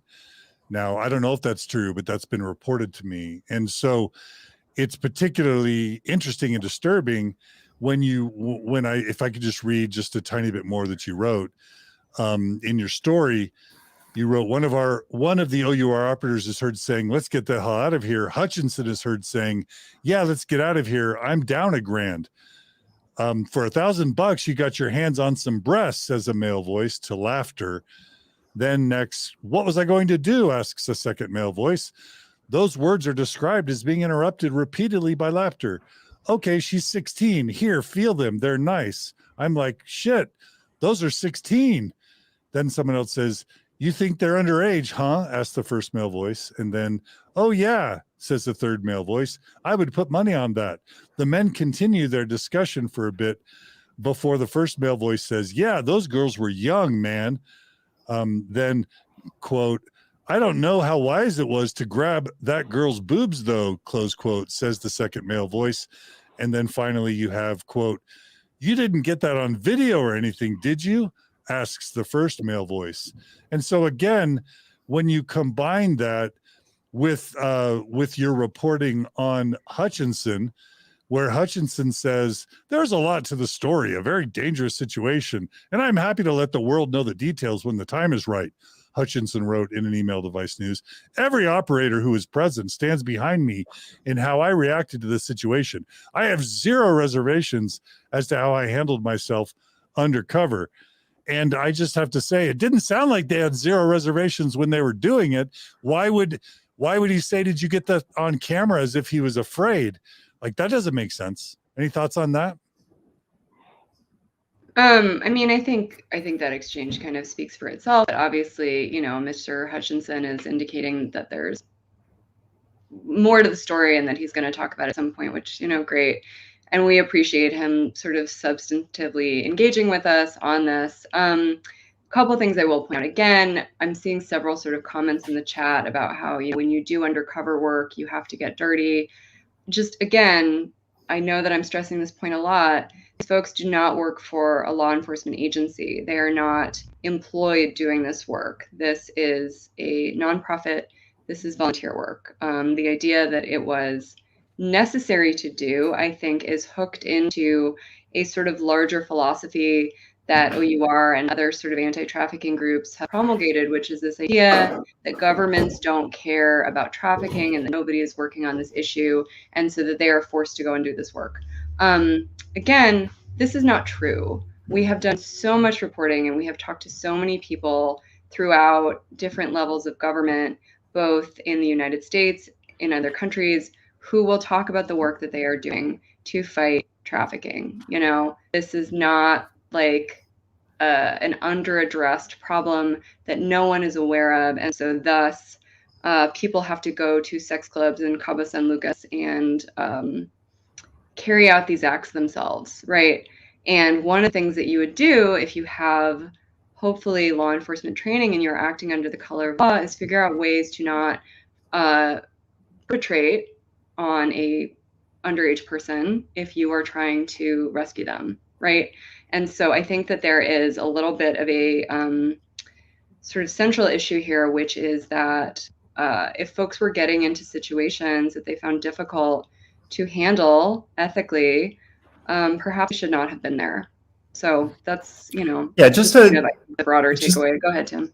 Just to get a little bit into the weeds here, just to give you a sense of the kind of disputes that go on. People maybe at the tip of the spear doing this undercover work, one of the big disputes they have, according to the reporting we've done with, say, people at NGOs who work with trafficking survivors, is everyone pretty much agrees on what the problems are, which is more education, looser immigration policies, things that sound like very leftist, kind of hippy-dippy ideas in a lot of ways, more job training. One of the real disputes you get is the people on the law enforcement side will tend to be a little more in favor of the legalization of sex work, whereas people on the NGO side will be more in favor of its decriminalization, because legalization would put it under a sort of regulatory regime that would decrease the autonomy of sex workers. And I'm oversimplifying that slightly, but I just want to say that to make that clear, that the debate about whether it would be necessary to feel the breasts of a 16-year-old, or for that matter, 18-year-old or 48-year-old trafficking victim as part of an operation are just really far afield from the kind of good faith discussions and disagreements that are going on among people who do this work professionally. Thank you for that. Additional reporting mentioned Hutchinson as the first investor in Sound of Freedom, which I think is interesting. And then it goes on to say that Hutchinson is currently affiliated with the Child Liberation Foundation, was a key fundraiser, and I would say donor, and operative for O.U.R. before splitting with Ballard several years ago.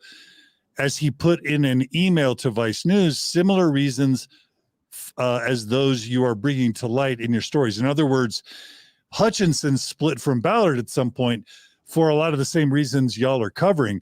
What can we make of Hutchinson splitting from Ballard?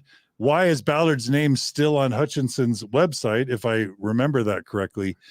And do you think we'll learn more about why Hutchinson bailed on Ballard? It sounds like Ballard should have bailed on Hutchinson. So it's hard to know what's really going on there. Anything you guys can say about that? We didn't put it in the story because it felt redundant. He gave us a few statements, and just for kind of clarity, we wanted to focus on the important parts. But one thing he did tell us was that he was in the room for the meeting where Ballard drew the whiteboard diagram we've referred to, where he described this convoluted scheme to have a for-profit organization control various nonprofits and then ultimately use that to build Ballard's personal brand so that he could monetize his own notoriety. And Hutchinson, Hutchinson said that he broke with him over that, like after that, like subsequent to that meeting, that this plan was a little bit too much for him to stomach. And, we've heard that from other sources as well. Why he would still have on his Ballard's name on his website, given that I couldn't really speculate on it. Maybe it's an old website and he hasn't updated it. I don't always update my bios on various social media platforms, so who knows? Okay. All right. I want to talk quickly just about the investigation and then end by talking about the M. Russell Ballard and Tim Ballard business connections. So I think I remember reading somewhere or hearing somewhere yesterday that possibly there's a grand jury that has been convened or will be convened, or that it's not a foregone conclusion that there is no investigation still ongoing. So do you know anything about that? And do you know anything about anything at all about possibly why the federal investigation was shut down? And as a multi-part question, do we have any reason to believe that the LDS Church or Sean Reyes may have played a role in its secession? Anything y'all have to say about any of that? So we have every indication to believe that the investigation that was started by Davis County Attorney General and eventually involved the FBI is closed. I can tell you that there have been rumors about grand juries being impaneled and indictments coming down for a very long time, probably years at this point. I just do not think that there is any truth to them. I have people telling me weekly that they believe that this is something that's going to happen. So, you can put as much stock in that as you want to, but I just don't see any evidence that that's true. What do you have anything to add to that, Tim? Just that criminal investigations are rightly so extremely secretive. Grand jury investigations, there's not a lot to know about them until prosecutors release something, usually. FBI investigations, it's very difficult to get information about whether they're ongoing, whether they've been opened, whether they've been closed. That's part of what's extraordinary about the documents we do have that we have been reporting on, is that it's a rare peek into what those kind of criminal investigative records look like. I personally don't find it useful to speculate too much on stuff like that at all, like what role this person or that played in this or that proceeding getting shut down, or possibly there being this or that sort of secret proceeding possibly going on. Ultimately, if there's anything of substance or significance to a criminal investigation, it'll come out in the public record. If it doesn't leave any trace, anything that we can obtain through an actual prosecution, through statements from prosecutors, through statements from defense, through public records that we can obtain, I ultimately don't really care about it, because without that kind of hard evidence and hard proof, it doesn't matter to me whether or not it was going on. If it matters, it will eventually produce a paper trail. If it doesn't produce a paper trail of some sort, it probably, either didn't exist or didn't matter. Okay. That's great. I love that focus on evidence. All right, let's definitely now hit hard the business connections possibly between Tim Ballard and Mormon Apostle M. Russell Ballard. I think, Tim, I remember you saying that maybe that's a part of the story that hasn't been discussed sufficiently or noticed. Let me just play a couple clips from Tim Ballard to then give you guys a chance to respond to it. So here's the first clip. Thank you for filming. You should all film whatever you can right now. President Ballard is like a grandfather to me. He came to me, I don't know, 2012, 2011. And he told me that he appreciates all the things I'm doing and he wants to help me do it. Never in my life, never have I used his name money to make some business deal? What business deal? I don't have business. Never happened. Okay, so that was just, I covered this yesterday, but never has he used M. Russell Ballard's name to promote any business. And then he says, what business? Now, yesterday, I showed the whiteboard in my coverage. I'm going to show it again just because it's just so blatantly ridiculous. Here is the whiteboard, Tim Ballard's whiteboard that you and others have reported on. You know, oh, you have the unredacted one here. Good for you. We Yeah. we have published a version with a variety of details redacted. Yeah. But I know this one has also been circulating as well. But for those who are just listening only, it's got timballard.com at the top and Slave Stealers LLC at the top. It's got M. Russell Ballard's name with the word silent in parentheses there. And then at the bottom, it's got timballard.com with $2.5 million with, you know, $50,000 to $80,000 a speaker fees, 3 to 5 new books coming out.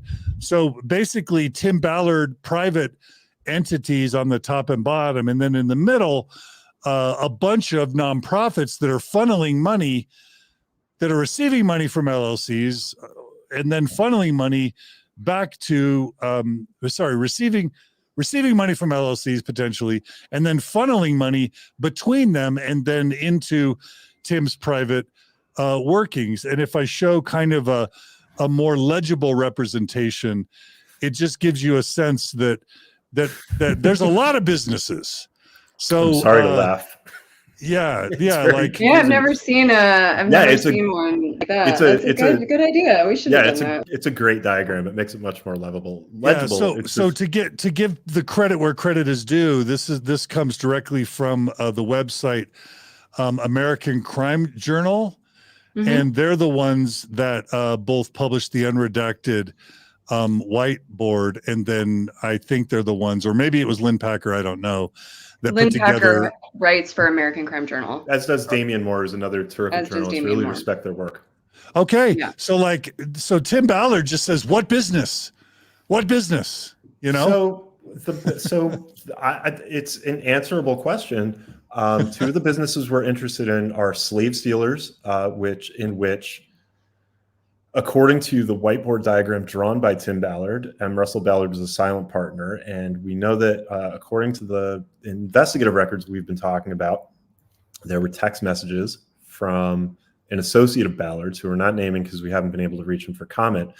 But he was trying to get Dave Lopez, a former Navy SEAL who ran O.U.R's overseas operations in Haiti for a while, to, along with a business partner of his, invest in Slave Stealers through a really complicated means. But he said that he was willing to get Lopez's business partner to meet, if necessary, with M. Russell Ballard to talk about the project. We also know from our files that Liberty 89, a business registered in Utah with Tim Ballard as the principal agent, that Tim Ballard represented that Elder Ballard was involved in that business to people at a secret meeting where he talked about spiritual revelations and being called by God to lead people to the covenant. That's according to witness testimony to an FBI investigator and a Davis County investigator.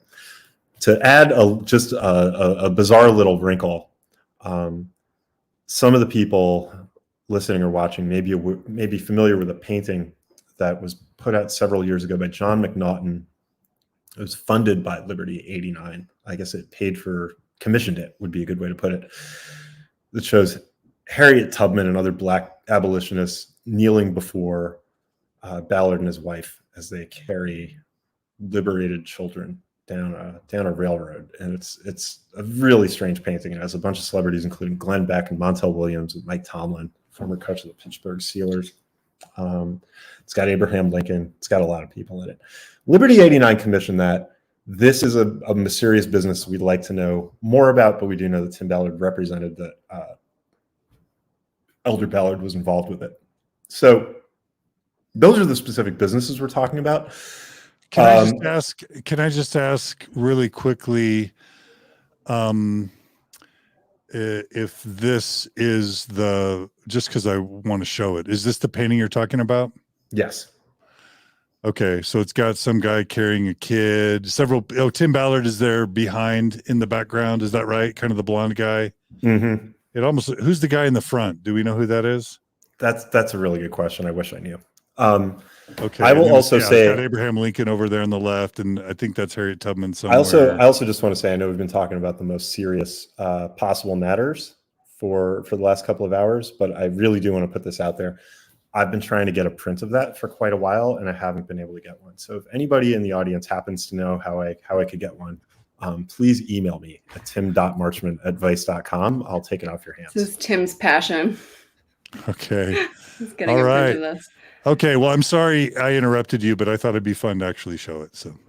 No, it's good. So those are the specific businesses we're talking about. And more specifically, we're talking about the convoluted scheme to have a for-profit business establish control over these various nonprofits and use this ultimately to make a lot of money off Tim Ballard's notoriety.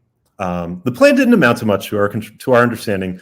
O.U.R. never came under the control of slave stealers. Liberty 89 is not much of a going concern to our awareness. And there's no... When we talk about conspiracies, we want to be very not conspiratorial about this. There's no real evidence that this scheme altogether came to fruition. And there is reason from the documents we have to think that this was more a matter of Tim Ballard name dropping than of Elder Ballard being a silent partner in these ventures in a substantive way. Even one of the witnesses who talked about this to investigators said that Tim Ballard would talk a lot about it, but that she didn't really know if she believed him. And that, to circle us all the way around to the beginning of this conversation, is why we put a detailed comment to request to Elder Ballard through the church, is because it's not our interest to say, hey, we got some investigative documents, and so now we know everything. That's the start of the process. The way you go further into the process is to ask the affected and relevant parties for more information, for context.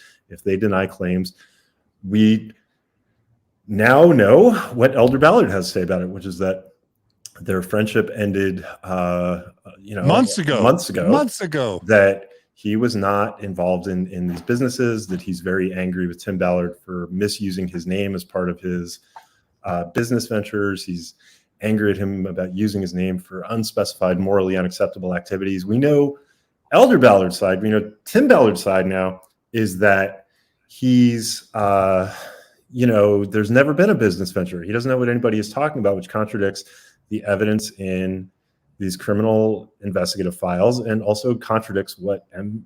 Russell Ballard has to say on the record. So we understand and respect Tim Ballard's side of things.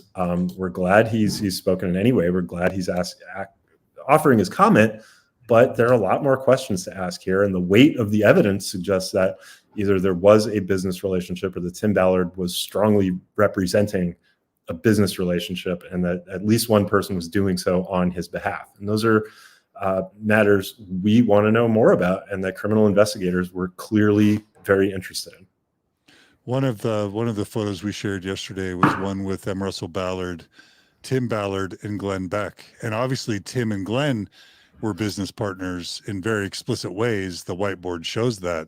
So I guess you could assume that Ballard's meeting with them in some ecclesiastical capacity, but the evidence just seems to point to something more that's going on. And in that sense, it seems like Tim Ballard is hurt partly because M. Russell Ballard is distancing himself. Let me play this one clip, and then Tim and Anna and Tim, I want to hear if you have more to say. But I have one more clip on this matter. I've never used Elder Ballard's name ever. I've never traded on his name. Asked for anything. I've never had any business dealings with him. He's like a grandfather to me, and Leo can testify. He's a grandfather. He asked me to take him on this tour. President M. Russell Ballard asked me to take him on this tour. I didn't. It wasn't my idea. You were here, Hugh. here. What? Tell me what you experienced. By the way, if anybody wants to share this with any news outlet, do it. Share it. Something evil is going on. I don't know who's behind it yet. So, I mean, something evil's going on. And then again, he's never traded on his name. This whiteboard is Tim Ballard's handwriting, right? And it's got Ballard's name right there, right? Ballard's name is there. So it's so bizarre to have him be so adamant and then just to have the evidence be so obvious. What do you guys say to Tim Ballard's claim that he's never used M. Russell Ballard's name ever, once, ever to do anything business related?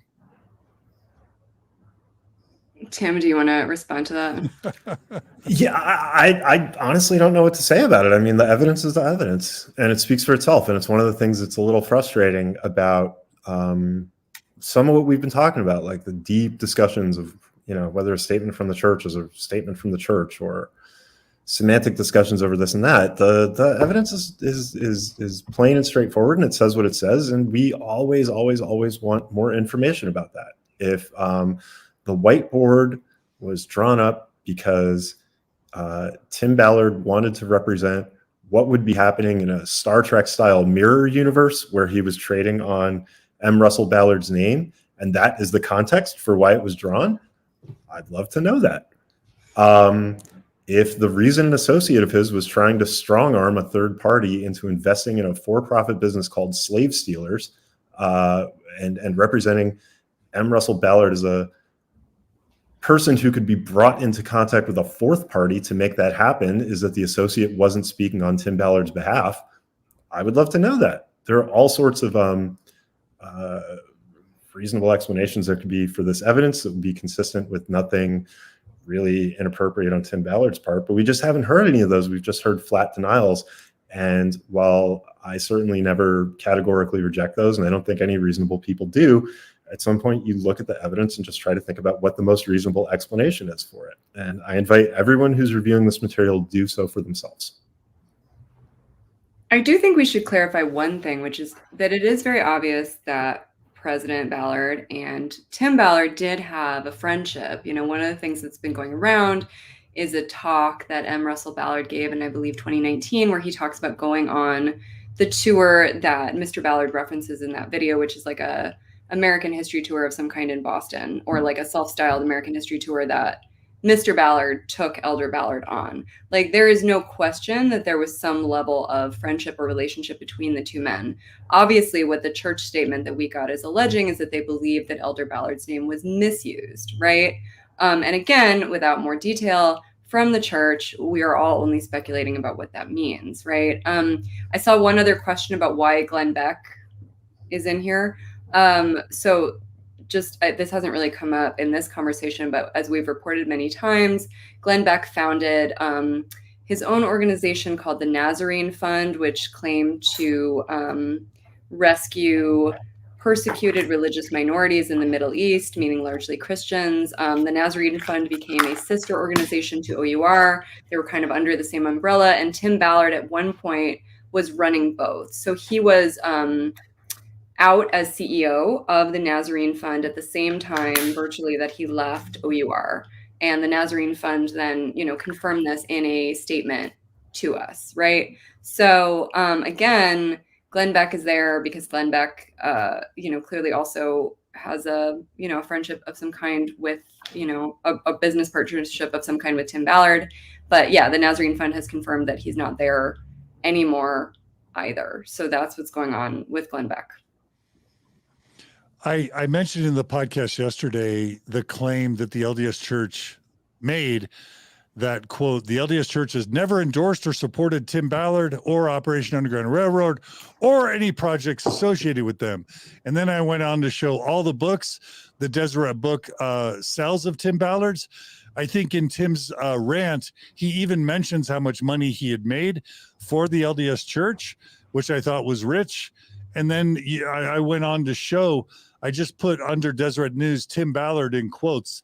I found 364 articles in the Deseret News that mentioned Tim Ballard selling his books, talking about Operation Underground Railroad, talking about ventures with ESPN and book deals, talking about his relationship with Glenn Beck. So many articles. It just was unbelievable. Even, Sound of Freedom, of course, it was just completely outrageous for the church to make, the Mormon Church to make that claim that it had never, ever supported Tim Ballard or O.U.R. in any way. And by the way, even if it's just nonprofit stuff the church is promoting, nonprofits are still businesses. Tim Ballard was making at least 1 year over $600,000 a year. So I guess one person asked me to ask you, do you feel like the Mormon Church in its statement represented accurately both M. Russell Ballard's relationship with Tim Ballard and the Mormon Church's relationship with Tim Ballard and O.U.R.? Do y'all have a comment on that?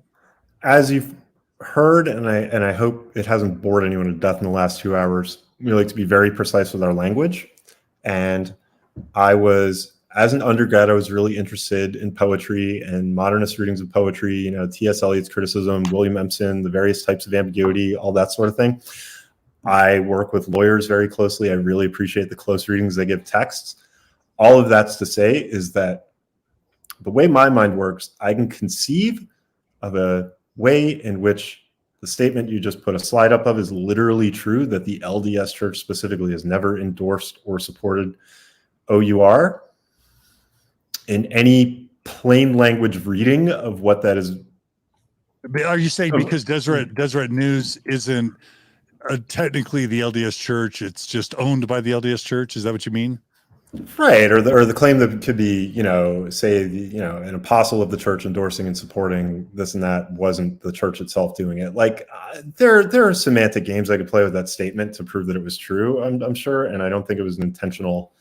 I don't even want to get into what I think the intentions of it were. I'm kind of beating around the bush here. I don't think that accurately represents reality. I think that, Tim Ballard and O.U.R. have clearly enjoyed, at minimum, strong support from very senior members of the church and from institutions that are affiliated with the church that has done so for a number of years. So, I think you could get into a very close reading of the text in terms of what an endorsement or support of it is. I think in any plain language, straightforward way that statement doesn't accord with reality. But maybe Anna would disagree. I don't know. Anna, go ahead and unmute yourself really quick, Anna. Sorry, that was the most Marchman possible answer. No, I wouldn't disagree with that. I mean, I think what we're pointing to with a lot of this is still sort of a fundamental lack of clarity in exactly what the church was trying to say or denounce, and we're all just kind of sitting here, reading tea leaves, whether that is us, whether that is, the energetic podcasters of the right-wing Mormon world, like everybody is just engaged in the same project here, which is trying to figure out what this means. And so for us, we can only report what we know when we know it, right? So yeah, I don't know. I wish I could offer more insight into what that statement means and how it comports with reality. But yeah, as you point out, and as Tim just said, there was clearly a relationship between O.U.R. and, some elements within the church connected to the church. There was clearly at some point an excitement about what O.U.R. was doing. There have been articles about O.U.R. on sort of LDS publications. Like, there's clearly a lot going on here. And as we've learned this week, this is a very small world ultimately and small community. And a lot of the players are aware of and connected to each other in some way. Yeah. Tim, I promised you 2 hours. I have one more major question. Do you need to roll, or can you stay for at least one more question? I think we can do one more question, but then I really do have some other work to get to. I'm sorry. Okay. I can talk about this stuff for hours. In the absence of other stuff to do, you could keep me droning on about all sorts of very specific questions here, and I keep going. But all right. Well, my viewers and listeners would be furious if I didn't ask you about Nephi and the psychic. So basically, tell us all you can tell us about Tim Ballard's use of a psychic, the channeling of ancient Mormon prophets like Nephi, and in all seriousness, why that can in some ways speak to the credibility and the concerns about Tim Ballard, Operation Underground Railroad, and his jumps. So the first time we wrote about Janet Russin, the psychic, was, I believe, 2 years ago. I think the first time we talked about her was in 2021 in an article about this mission somewhere on the border of Haiti and the Dominican Republic looking for a missing boy named Gardy Marty. And so somebody familiar with that investigation told us at the time, or that mission told us at the time, that they realized, you know, that the source of intelligence for that mission had been Janet the psychic, right? And so we are preparing some more journalism for you about what was going on with the use of Ms. Russin and her psychic visions. And we've also called her and asked if there's anything that she wants to say about this. And she's indicated that there isn't. You know, so she's well aware of this and could respond to it if she was able to or if she chose. So, and I believe the first time we called her, she told us that she had signed an NDA with O.U.R. and that was why she wasn't free to speak. So, yeah, the psychic thing is one of those things where for us, it was really important to understand the LDS Mormon, like cultural and religious context that was going on here, and to have an idea about whether or not the use of psychics is, you know, sanctioned or is okay. And our understanding from our reporting is that it's not really. But again, you guys would know that better than we would. So all of which is to say, we've reported a little bit on Ms. Russin and her relationship with O.U.R. and we're going to have more on that to the best of our abilities to understand sort of what roles she played in the organization and sort of why she was there. Yeah, a couple of things I can add to that. So as we reported on Friday, a grave topic of concern, apparently to Troy Rawlings, the Davis County attorney who was spearheading this investigation in collaboration with the FBI, was whether donors were aware that a principal source of operational intelligence for O.U.R.'s jump missions was Janet's communications, her psychic readings generally, and more specifically her communications with Nephi. He wrote in an email to Sean Reyes that we acquired through a public records request, and he had something like 10,000 pages of her readings. So yeah, we'll have more on this, but our understanding is generally that she was and perhaps the key source of operational intelligence for these jumps.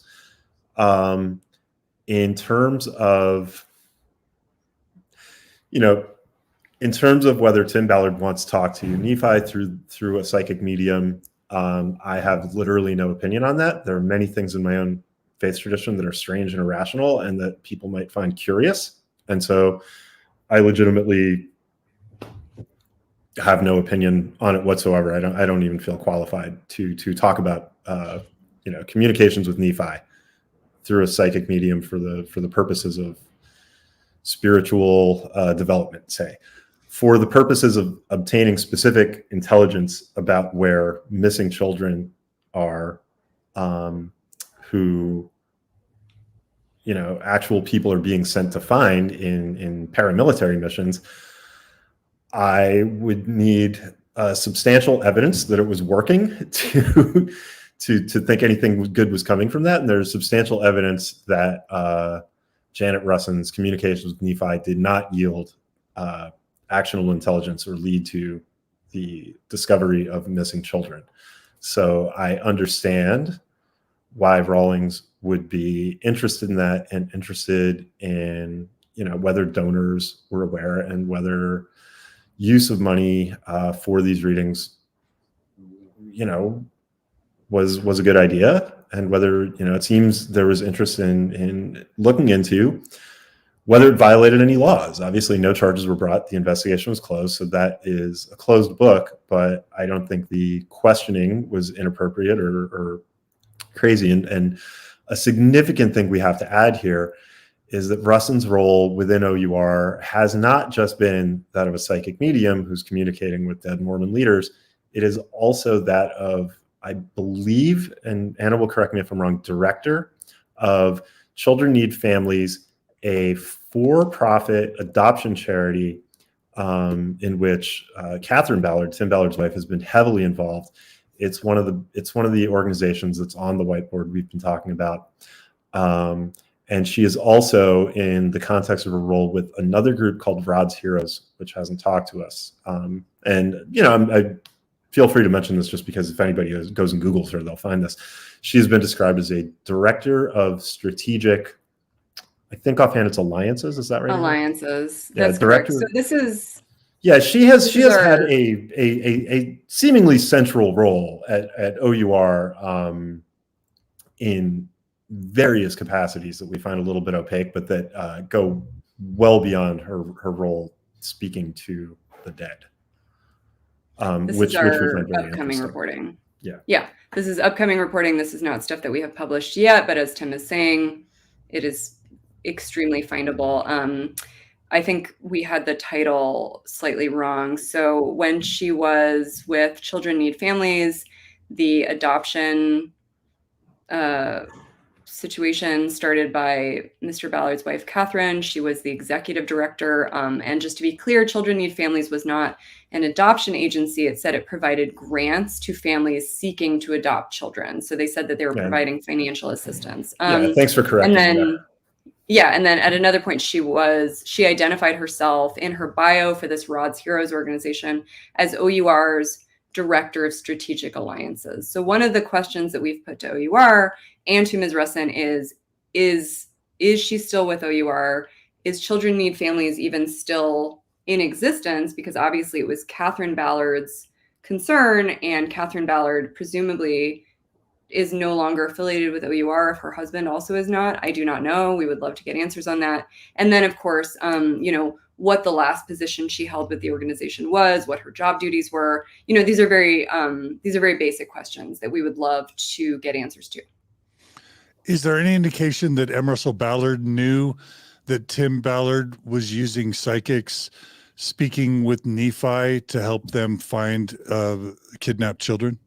A witness told investigators that he intimated that, but that she wasn't sure if she believed it. But it's a little ambiguous. It's quoted in her story in full, so people can make of it what it is. So it's not hard evidence, but it is a question that we brought up. I think it's fair to say in our initial request for comment to the church that was responded in the way that sparked so much controversy. It's something we'd like to know. We'd like to get the clearest possible answer on. I think everybody would like to know that if Elder Ballard was aware that this was a primary source of operational intelligence for O.U.R.'s search for missing children, that would raise questions to me. Is there any indication of how much Janet Russin, the psychic, was making? Do we have any knowledge about how? We're not able to report that just a second, but we are preparing a story that I think we'll delve into. We'll delve into that issue. Well, for our Never Mormon listeners and even for our Mormon listeners, if you guys don't mind, if I just express my concern really briefly, first of all, I can say that I've spoken to several people who spent years going on jumps with Tim Ballard, and they literally described to me sitting in a room with Tim Ballard, and Janet was there, and she would kind of put her head back and her eyes would roll back into the top of her head. And she would say, I think the kidnapped child is at a fork in the river where there's a tree that looks like a C. And that's what Tim Ballard would claim as intelligence to then launch an entire multi-million-dollar jump or search. And there's a set of mini documentaries that I think were sold at one point to Netflix of a series called The Abolitionists that I don't believe ever reached the public, but I have copies of all of them. And there's one called Searching for Gardy. And if you watch that documentary, that mini, it's about 45 minutes long. They're going to Haiti to find this kid that 4 or 5 years previously named Gardy had been kidnapped. And, they're literally flying in helicopters with like former Navy SEALs going to this, searching for a river with a fork in it that has a tree that looks like a C, like spending millions of dollars to get everyone there to do this crazy search and to find a forked, river with a tree that looks like a C. And all of that is not based on intelligence from, the Haitian authorities. It's not based on intelligence from the CIA. It's literally based on Janet Russin having her eyes roll back in her head and tell Tim where to start looking. And not only is that a huge waste of money and incredibly inefficient, but that whole jump ends up being super dangerous to the point where they flee the village with escorts on mopeds, fearing for their lives. One of the former military people that was kind of leading that endeavor quit Operation Underground Railroad by report, saying that it was more dangerous than any event that he experienced in his overseas tours as someone who I think was a veteran in like Afghanistan or Iraq. And so it was totally unsafe, totally inefficient, and totally weird and creepy. And if that's how Tim Ballard was sort of starting in terms of gathering intelligence for these $1 million jumps that very wealthy people were spending money towards, it's inefficient and worthless and really dangerous. And that's my concern with it. And then only a slight other thing I'll add is that when you hear about Chad Daybell and Lori Vallow and Julie Rowe and the prepper movement and these kids dying and people killing their spouses, all of this sort of channeling Nephi, channeling Moroni, channeling past Mormon prophets, speaking with the dead, multiple probations and reincarnation, it starts to put Tim Ballard in the same soup as Chad Daybell and Lori Vallow and Julie Rowe and all of these sort of really dangerous sort of neo-fundamentalist Mormon orthodoxies that have had very deadly results and even Jody Hildebrand and this whole 8 passengers thing. It kind of brings it all together for me. So we really do have to go, but let me just add one thing. If even maybe later you can put up one thing I want to add is that I think all that's really important. And that is the sort of thing that's very useful context for us that we may not have all of. And so I hope, if you have a slide prepared with our contact info, which is in all our articles, I'd appreciate if you could put it up a little later. Why don't you read it and then I'll show it. Yeah, it's tim.marchman at vice.com and anna.merlan at vice.com. You can find those in any of our stories. And one thing we'd love to hear from listeners, if anything comes to mind, if there are, books we should read, stories we should read. It may turn out we've read them. It may turn out we're not, just so that we can get aware of, for instance, anything we should know about channeling traditions and how those have been used as means of harm. Or anything like that. That's exactly the sort of information I'd love to hear from people about, just so we can contextualize things as fully and accurately as possible and just learn more. One of the great things about journalism is it's a constant process of learning, of understanding. There's never any absence of things to know more about and to be fascinated by. And, would just love to hear more about that. Are those emails right as I've got them posted there? Anna, does yours have a Anna.Merlan at vice.com. I'll fix that and then post it. And That's I'll correct. just, as I'm doing it, please email tim.marchman at vice.com and anna.merlan at vice.com. And let me just, on behalf of my viewers and listeners, and frankly, on behalf of the Mormon people, all Mormons, we just really appreciate the integritous, in-depth, responsible, comprehensive, ethical, and fascinating reporting, Anna and Tim, that you are doing. We're sorry for the slings and arrows that are being launched at you by the people that don't want to hear evidence and facts, but we know you're thick-skinned. We know you're professionals. We know you expect that. And I just want to say from the bottom of my heart and all my viewers and listeners, you're doing an enormous service, not just to the Mormon people, but also to, I think, humanity. And I don't mean to be too flowery in my praise, but we're in a time where evidence really matters and truth really matters and facts really matter, and harmful conspiratorial ideologies are really harming our society and our culture and our institutions. You both are playing a essential role in that, as far as I'm concerned, and I can't thank you enough for both coming on Mormon Stories podcast and also just doing the reporting that you're doing. Yeah, I don't know if I would give us that much credit, but we're continuing this reporting. We're trying to get it right. As Tim said, please get in touch with us about anything at all that you think we should know. And, we just really appreciate it. And the reason why we come on here is because we know that you have a number of viewers who are both, critical of the institution and protective of the institutions of the church. And, we think this is a good way to reach folks and to kind of make ourselves available and understood to this community. So we really got to get back to work, but thank you so much for having us. We really appreciate it. All right. Yeah, Tim. I'll just echo all Anna said and just point out that for any irritability or crankiness I may have expressed over any kind of disingenuous pushback, I really want to emphasize if people do have questions about our reporting process or about how we get information or things like this that are real questions and are not kind of disingenuous attempts to derail things by talking about semantics or irrelevant matters, we welcome those, and we don't think it's stupid or anything at all to have those questions. We realize not everyone's a professional investigative reporter, and if you just want to know how we know what we know and why we're making the assertions we are, email us. We'll try to make some time to get back to you and keep the conversation going. I really, really value skeptical, critical readers. I think they're the best kind. All right. Thanks so much, Thank Tim you and so Anna. much. Keep up the great work, and please come back to Mormon Stories podcast. Anytime. So much. All right. Bye-bye. You guys take Bye. care. All right. Thanks so much to everyone for joining us today on Mormon Stories podcast. I will share a quick comment. Douglas Griffin writes, Mormon Stories podcast, we are no longer known as Mormon people.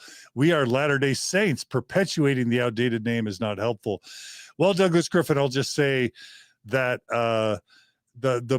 the term Mormon I use as a cultural umbrella term to represent conservative, believing, Orthodox, faithful members of the LDS Church, all other members of the LDS Church, but there's also other people that I'm speaking about, Douglas Griffin. I'm talking about inactive members of the church who still identify as Mormon, and ex-Mormons and post-Mormons and fundamentalist Mormons, and just people who live in Utah but really care about this stuff. Okay, maybe not them, but the point is I know that Russell M. Nelson currently has discouraged the use of the term Mormon and wants us to say Latter-day Saint, but that's there's a lot of other people out there, Douglas Griffin, who listen to this podcast and who are important, and so I don't think there's anything wrong with using Mormon as an umbrella term. But I get your point, and I appreciate the feedback that you are offering, and I'm grateful that faithful Latter-day Saints are listening. Really quickly, I just want to end by thanking everyone who have joined us today. Please, right now, if you can, do a couple things. We need your financial support to keep this going. Today's production involved Maven moderating the comments, Julia doing the time codes and show notes. She'll do the short video shorts later. Gerardo helping out with thumbnails, with the video shorts, with cinematography, with post-production and co-production. We have Brooklyn that does our editing. We need your financial support to keep the lights on and to keep this going. So please go to mormonstories.org, become a monthly donor. And, we lose 10 to 20 recurring donors every month for a variety of reasons. And we need your support. So if you value this content, please become a supporter. We are transparent in our finances. We feel like we're running the Open Stories Foundation ethically. We just really need your support. There are other ways you can support us as well that are very easy. You can like this episode right now. That will send into the algorithm reinforcement that YouTube needs to share this broadly. Please subscribe to the Mormon Stories Podcast YouTube channel and to our Facebook channel. Those super chats that people are giving are really useful. Difficult Researcher just sent a super chat. That's very, very useful. I'll share a couple other super chats. I don't know her wrote, Never Mo, ex-Jehovah's Witness. Wow, just wow. All high demand religions see scandal like this as persecution and double down on their views, right? Tim did too. Thank you. I don't know her for the super chat donation. Amy Lecoq wrote on a Valor-related podcast, John D. said, the church prosecutes progressive members but leaves right-wing groups alone. Are they changing now? I think that's one of the great questions, Amy. Is the Mormon Church going to start cracking down on its right-wing fundamentalist believers? I think if it fails to do that at its own peril. And so that's a great question. JC writes, a for-profit controlling nonprofits and funneling up tax-exempt money is illegal. Is there an IRS investigation? If not, someone please file a complaint. I don't know if there's a current IRS investigation. I agree that there should be one, and I hope someone will file a complaint. Thank you, JC, for that. Brian Paloverde writes, all of this stinks to high heaven. Wouldn't that be the highest heaven, since there are 3 levels in the celestial kingdom? Touche, Brian Paloverde, thank you for the donation. Gail Dedrick writes, a very important story. I want the truth, not only on Tim Ballard, but on M. Russell Ballard. All of this stinks to high heaven. Thank you, Gail, for that super chat. Your super chats make all this possible. So I just want to thank you all for that. Thank you for everything you all do to make this possible. And, things have been really overwhelming and intense the past few weeks. I've been trying to slow down and do less, but the eight passenger stuff, David Archuleta's mom coming on, and then this Tim Ballard stuff has just been overwhelming. I will remind you that Vice News has many more active stories that are to come. I will also just tell you, for those who are curious, and I'm happy to do a brief Q&A with anyone who wants to just ask, and if they've got any dying questions they want to know. I'll just briefly say that as far as the 8-passenger story goes, many of you will know that I interviewed the niece of Jody Hildebrand, Jesse Hildebrand, and I also interviewed Adam Paul Steed. Those stories have been 2 of the top 10 most viewed and most listened to stories in the history of Mormon stories. And what I'll say is that there are major news outlets right now that are producing multiple, and in some cases very significant length pieces on Lori Vallow, on 8 passengers, on Jody Hildebrand, and on the Frankie family and Ruby Frankie. So in the next few weeks, look for major news outlets to do substantive pieces on that story. That's important. Calm Tie-Dye says, let's not forget to show Margie some love. Margie does appear on Mormon Stories podcast regularly. She's an amazing co-host. Thank you for speaking out, Calm Tie-Dyes. I also say John Larson does great work for us when he comes on as well. And LDS Discussions and Nemo have done incredible work. We're super grateful for that. Sarah writes, much love to Margie. Let's see if there are any other questions or comments that we want to include really, really quickly. Desert Eden Blooms writes, this is just a bunch of uniparty Trump haters trying to keep Ballard from holding office. I mean, I think that's one perspective. I don't think that's very valid. I am a registered Republican. Desert Eden Blooms, I'm a registered Republican in Utah. My political ideologies don't line up well with either the Democrat Party or the Republican Party. I find Joe Biden to be problematic in a lot of different ways than Donald Trump, but in some ways as just as problematic. So I'm not either a Joe Biden lover or a Tim Ballard or a Donald Trump lover in terms of their being fit for office. I would love to see both parties come up with alternative candidates.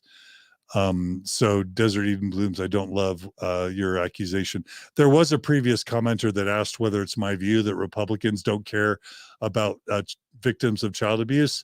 No, I never said that, and I wouldn't say that. I will say that there is a culture that is prevalent in predominantly conservative religious groups where victims tend to be shamed and or not believed or asked to hide and cover up their abuses. And we've covered that. And then that unfortunately is very true in the Mormon Church. There has been explicit, attempts to make it so child abuse is covered up in the Mormon Church, that police are not informed about abuse that happens, and that victims and family of victims who want to talk about abuse are pressured not to come forward. And sometimes there's a culture within Mormonism of not believing victims. So that's what I was saying. But I definitely would never say that Republicans don't care about child abuse or rape or assault. That's just ridiculous. Another super chat that just came in, Isabel H says, thank you for all your coverage, important work. We also recommend Hidden True Crime YouTube channel for good info on Mormon issues. I love Dr. John and Lauren Matthias on Hidden True Crime. So absolutely shout out to them. I'll also shout out to Radio Free Mormon, to Mormonism Live with Bill Reel. I'll shout out to Nuance Ho. I'll shout out to Zelf on the Shelf.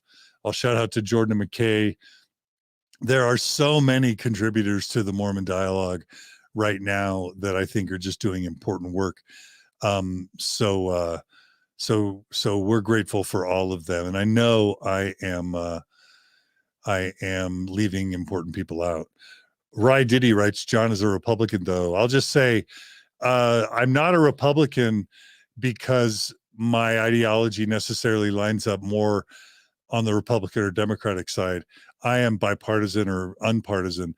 But I will say that one main motivation for me being a registered Republican in Utah is so that I can vote in the primaries, because the only primaries that really matter in Utah are the Republican ones, because for at least federal offices, Republicans always beat Democrats in Utah just because they have such an overwhelming majority here.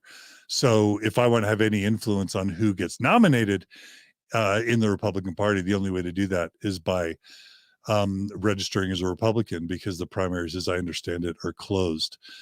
So anyway, that's why I'm a registered Republican, but I value things about both parties, and I don't value a lot of things about both parties. And so I just wanted to make that really clear. Really quickly, I'm just sharing. Rye Diddy writes, John Dehlin for Senate. Thank you. I've actually had someone approach me and ask me if I wanted to run for Senate. I would have to talk to Margie about that and my kids, honestly. But there's a scenario where I would enjoy running for Senate. I was a political science major, and I follow politics relatively closely, and that would be really fun. Amy Cower-Smith asks, John, do you think that the story on Tim Ballard is being put forward by the church to cover the connection with the church to Ruby and Jody? I'm curious on both stories. Let me read that again. Do you think that the story on Tim Ballard is being put forward by the church to cover the connection with the church to Jody and Ruby? Oh, okay. So maybe the church is talking about Tim Ballard and O.U.R. to take attention away from the 8 passengers and the Jody Hildebrandt story. Maybe, but I think what's more likely of this timing is the fact that Mitt Romney announced he wasn't going to run, and then word leaked that Tim Ballard was going to run, and Sean Reyes, leaked that he was going to support Tim Ballard. And then I think Vice News reaching out to the Mormon Church about these pending stories with a lot of detail. I think that's a much more plausible explanation for why this is all coming out right now. I will say, many of you know that recently in Colorado, I'll Google this right now. Basically in Colorado, a former stake president by the name of David George McConkie, who is the grandson of former Mormon apostle Bruce R. McConkie, has been arrested for child sex crimes. He's an attorney. Again, he's the grandson of a Mormon apostle. And it's gotten almost no coverage on the podcasts or in the news media. I'm not aware of the Deseret News or the Salt Lake Tribune covering that.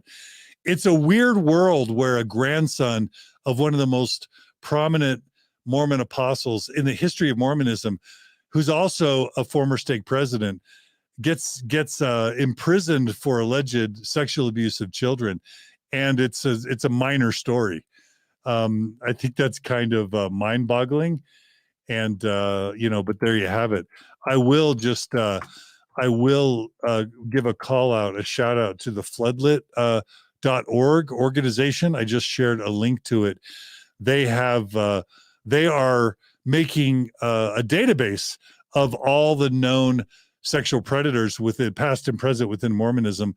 I just shared the floodlit.org page on David George McConkie, and you can read up more information about him. I was actually friends with David George McConkie's brother, Mark McConkie, while I was getting my PhD at Utah State University. And I've interviewed David George McConkie's son-in-law, Matt Lohmeyer, I believe was his name. He's the excommunicated Denver snuffer follower, former Air Force officer who's married to David George McConkie's sister, I believe. Anyway, it's hard for me to always speak accurately off the cuff. So anyway, let's see. Kitty Luke asks if I've ever been abused in family or in church. I've never been sexually abused by a family member. I will tell later maybe a story of being sexually groomed as a BYU student by a Mormon man. It's kind of a disturbing story. I've never shared it. I have experienced maybe verbal and psychological abuse in my life. I'm not going to say by who. But the only thing that really comes close to sexual abuse is something I experienced as a BYU student.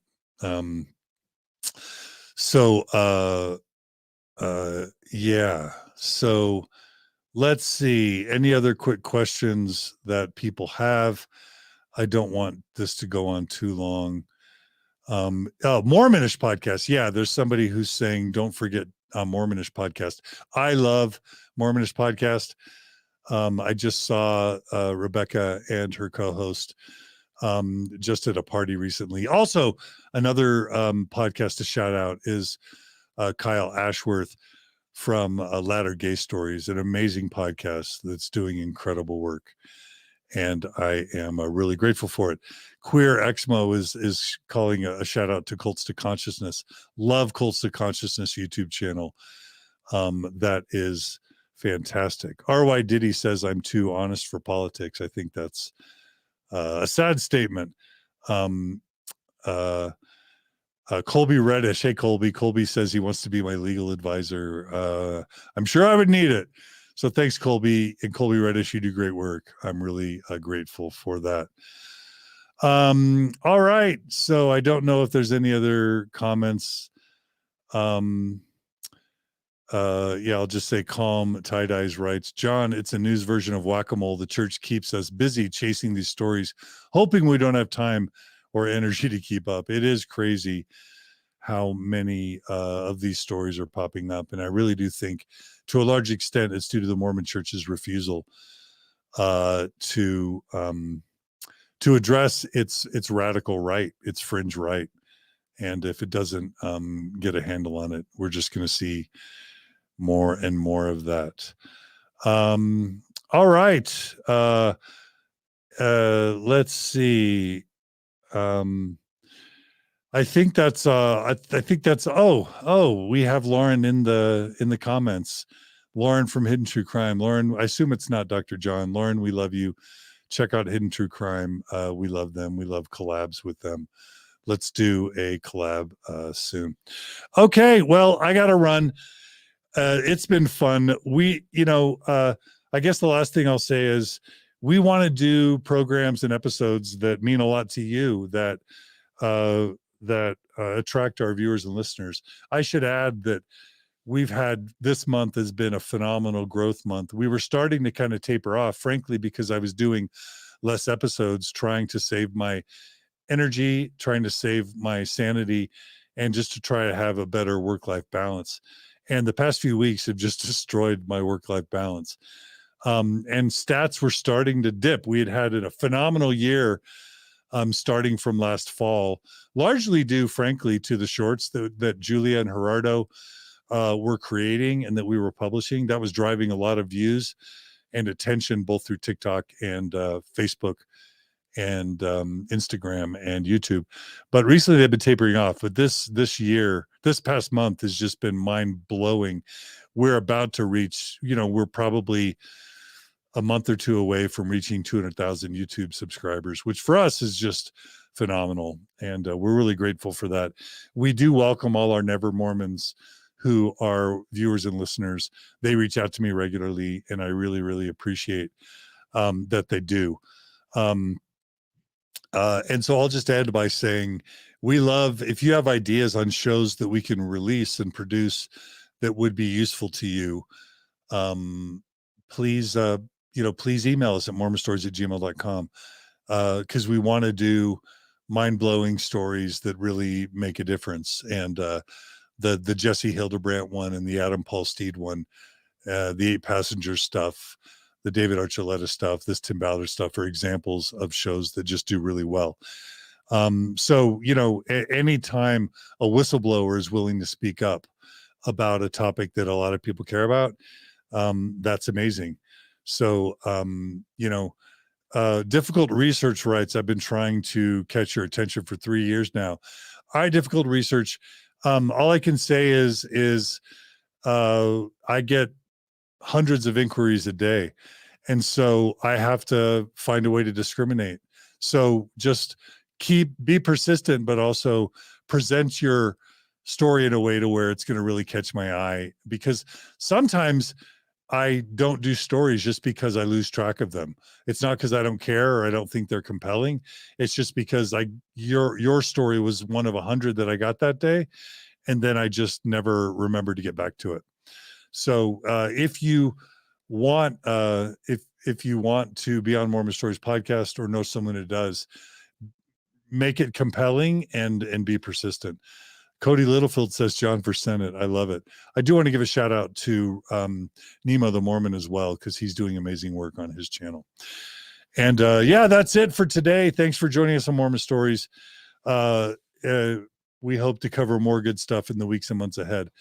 But I really love you guys. I love the work I do.